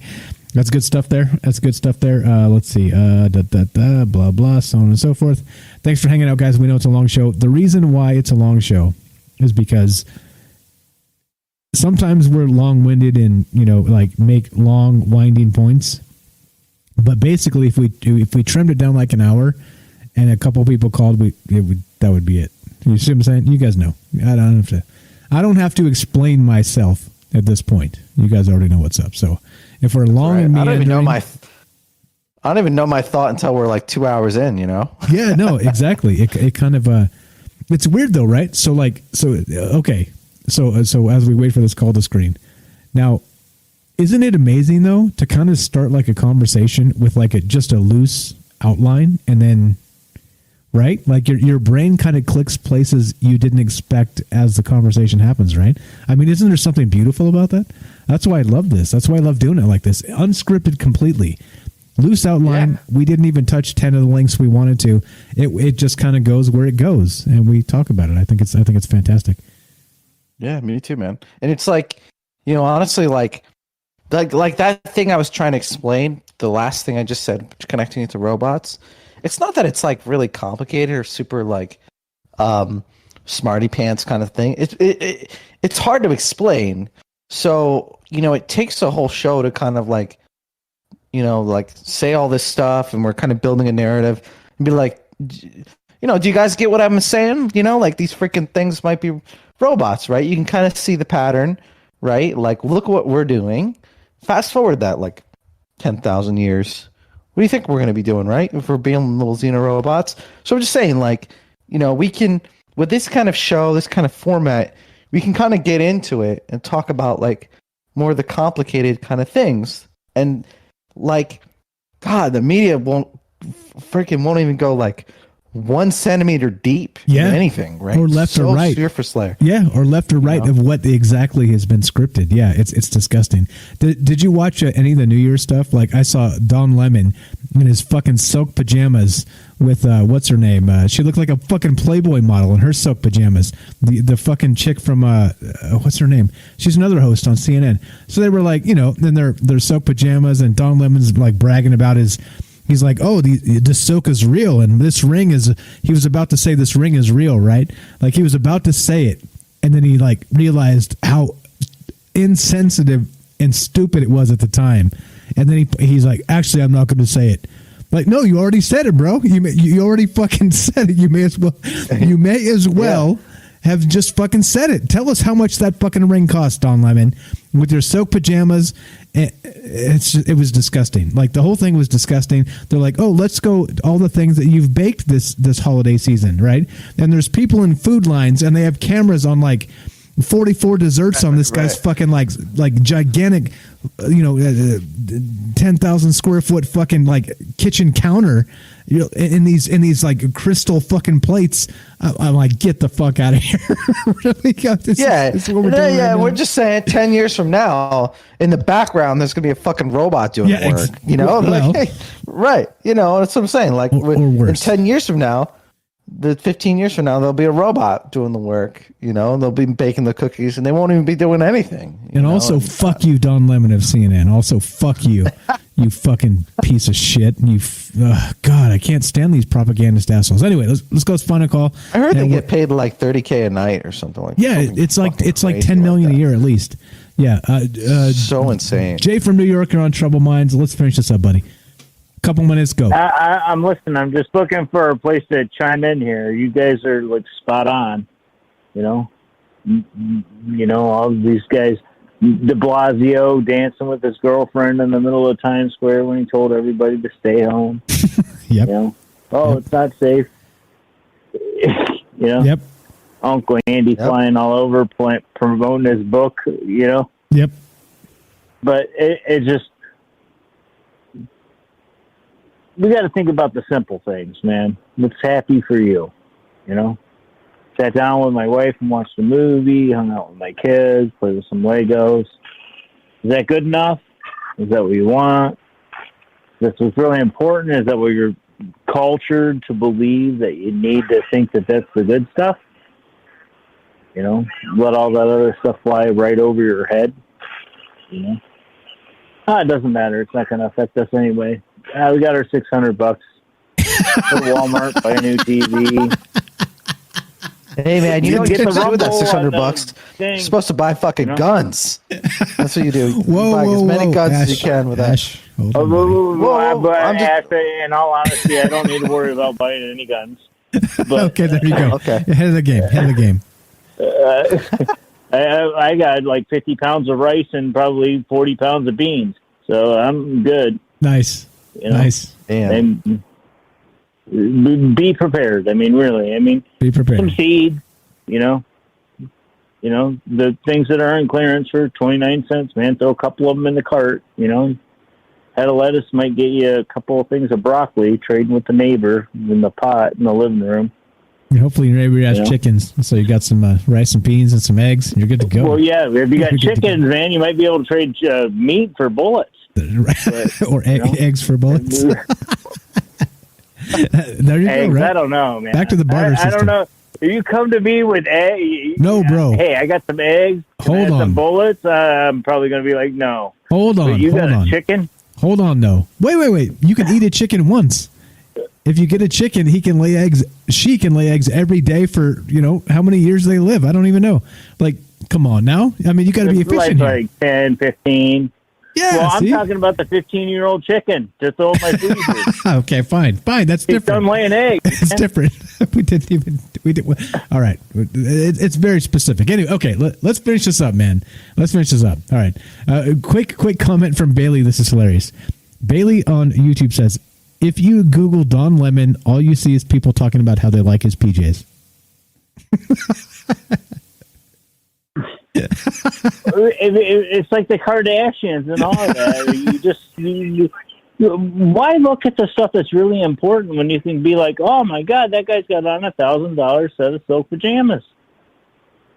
You know, I mean, I'm never gonna. Even if I had the kind of money to spend on that, I would never buy $1,000 pair of silk. Same here, bro. Same here. I mean, same here. Yeah, it's just not. It's. I mean, really. Yeah. Same. You know, Agreed. They call it clown world. It's just That's we live in the clown world. That's a good point, clown world. All right, Jay from New York, finish this up. You got 30 seconds, and we're going to end this show. Go right ahead, sir. I want everybody to have a great night and a happy New Year. Get your positive energy out there. Do something to help somebody that can't help you. Grow a plant. Just grow a plant because you might need it someday. And stay positive and be prepared. Amen, brother. It's just, I don't know. Thank you. What I got. You know? Amen, brother. Perfect. That's a perfect message, ending to bro. this. Thank you for the call. Thank you for the enthusiasm. Same to you. God bless. Be safe. We'll talk to you soon. We'll talk to you next broadcast. Jay from New York. Sir. Thanks for the call, my man. There you go. Easy as that. Easy as that. See? Look at all the great people we meet. Let's finish this up, Ash. Let's finish it up, man. Let's do it. You're up. You know, man. he mentioned, can you grow a plant? Can it be a marijuana plant? You know, that helps people, right? I'm just saying, you know, if I had to pick a plant. Why are you so quiet when I say that? Because I'm thinking about the chickens and the eggs. Oh, man, the eggs. The eggs are so good for breakfast. I have some eggs for breakfast on some English muffins. Oh, Jesus, so good. Man, I So love magic. breakfast. Like a good ass omelet. Oh, Yeah, right. So if you had some chickens again, right? You know, it's a good thing. Like, I think I may just move to a place where I can get some chickens, and that's a hell of an idea. Oh, geez. No, geez. Okay. I'll grow the plant. You can, you can. Oh, there use we the go, plant. dude. We'll trade the chicken, dude. We'll trade Yeah, there you go. eggs for some hits, some rolling up the smokes. Do it all at the same We'll do time, it all at baby. the same There you go. There you go. We'll be eating eggs. Just and wait then for the robots to kick smoking down some the blunts. door with Tom Cruise. Exactly. Yeah. You won't even know, dude. They move so quickly. They'll kick down the door and kill you before you even knew what happened. So what's the difference? As long as you're eating eggs and smoking weed, it's all good, right? Like, you may as well go out having a good time. It's true. Yeah, it's true. At the end of the day, you know, we're just human. We don't know what the hell's going on, right? Like we don't even know what's going on in our galaxy, and there are trillions of galaxies. So we don't know shit. So, like, at the end of the day, it is important. The human experience, the experience that you're having, your soul. You know, I'm putting together a show, and I was surprised to find that I think the soul is real. I thought it was going to be some hubbub, but I think it is real for whatever reason. I don't get it, but I'm trying to figure that out for my episode. But it seems like the soul's real, and if there's a soul, then the point is to have experience, right? Like to live a life, and we're here to have a human life, and we're here to live it. And you know, like, yes, you could be efficient. You could put resource from bucket A into bucket B, or you can, you know, be really good. Like, you know, we have this in our culture. You can like be greedy with money and like be the most efficient and cheap. But like, you know, what makes you happy is like taking care of your family, your fellow man, and just like being a human, right? Like, you know, the guy mentioned he was a carpenter. Like, you're building shit with your hands. You build real things and you like give them to other people and you trade. You know, that's kind of like what makes you human. It makes you happy. So, you know, with the robots coming and all this, I think that there's a weakness in this like religion that these people have. And I think they wish they could fill that hole with this stuff, but it's not going to happen.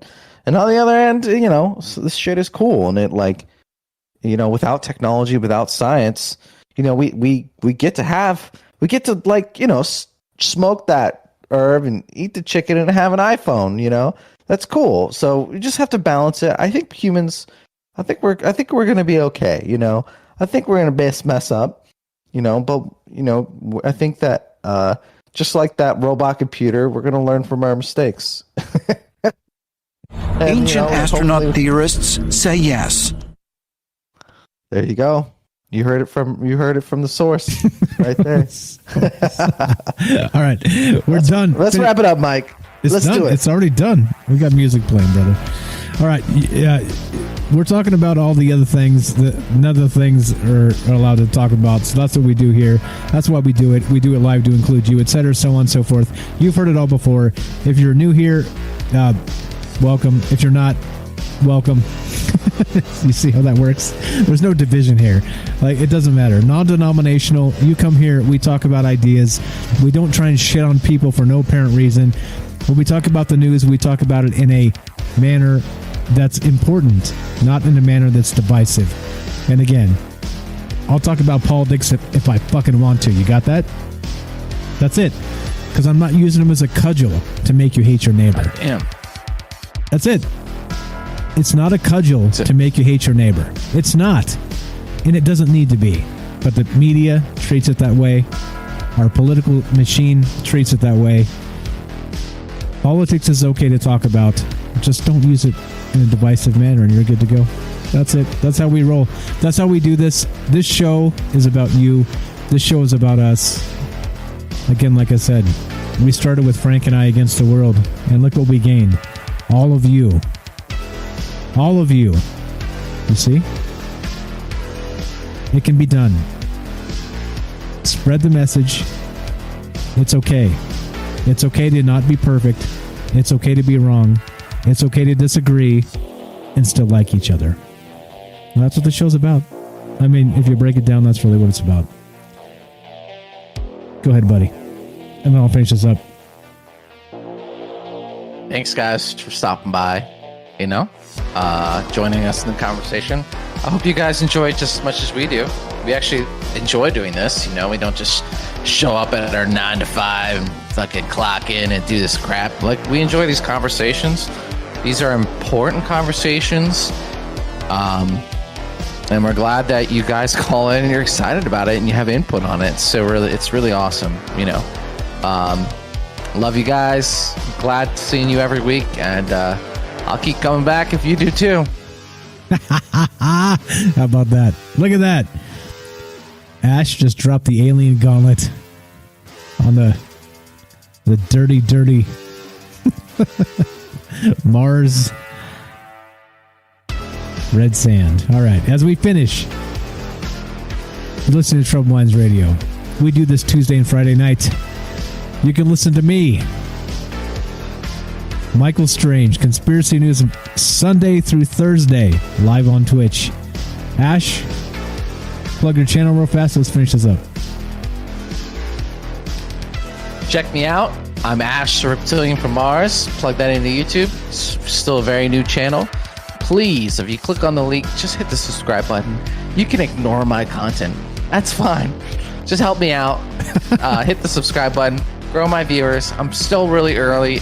All that really helps a lot. So I really appreciate it. And if you hit the likes, I love it too. Get in before the trolls start downvoting,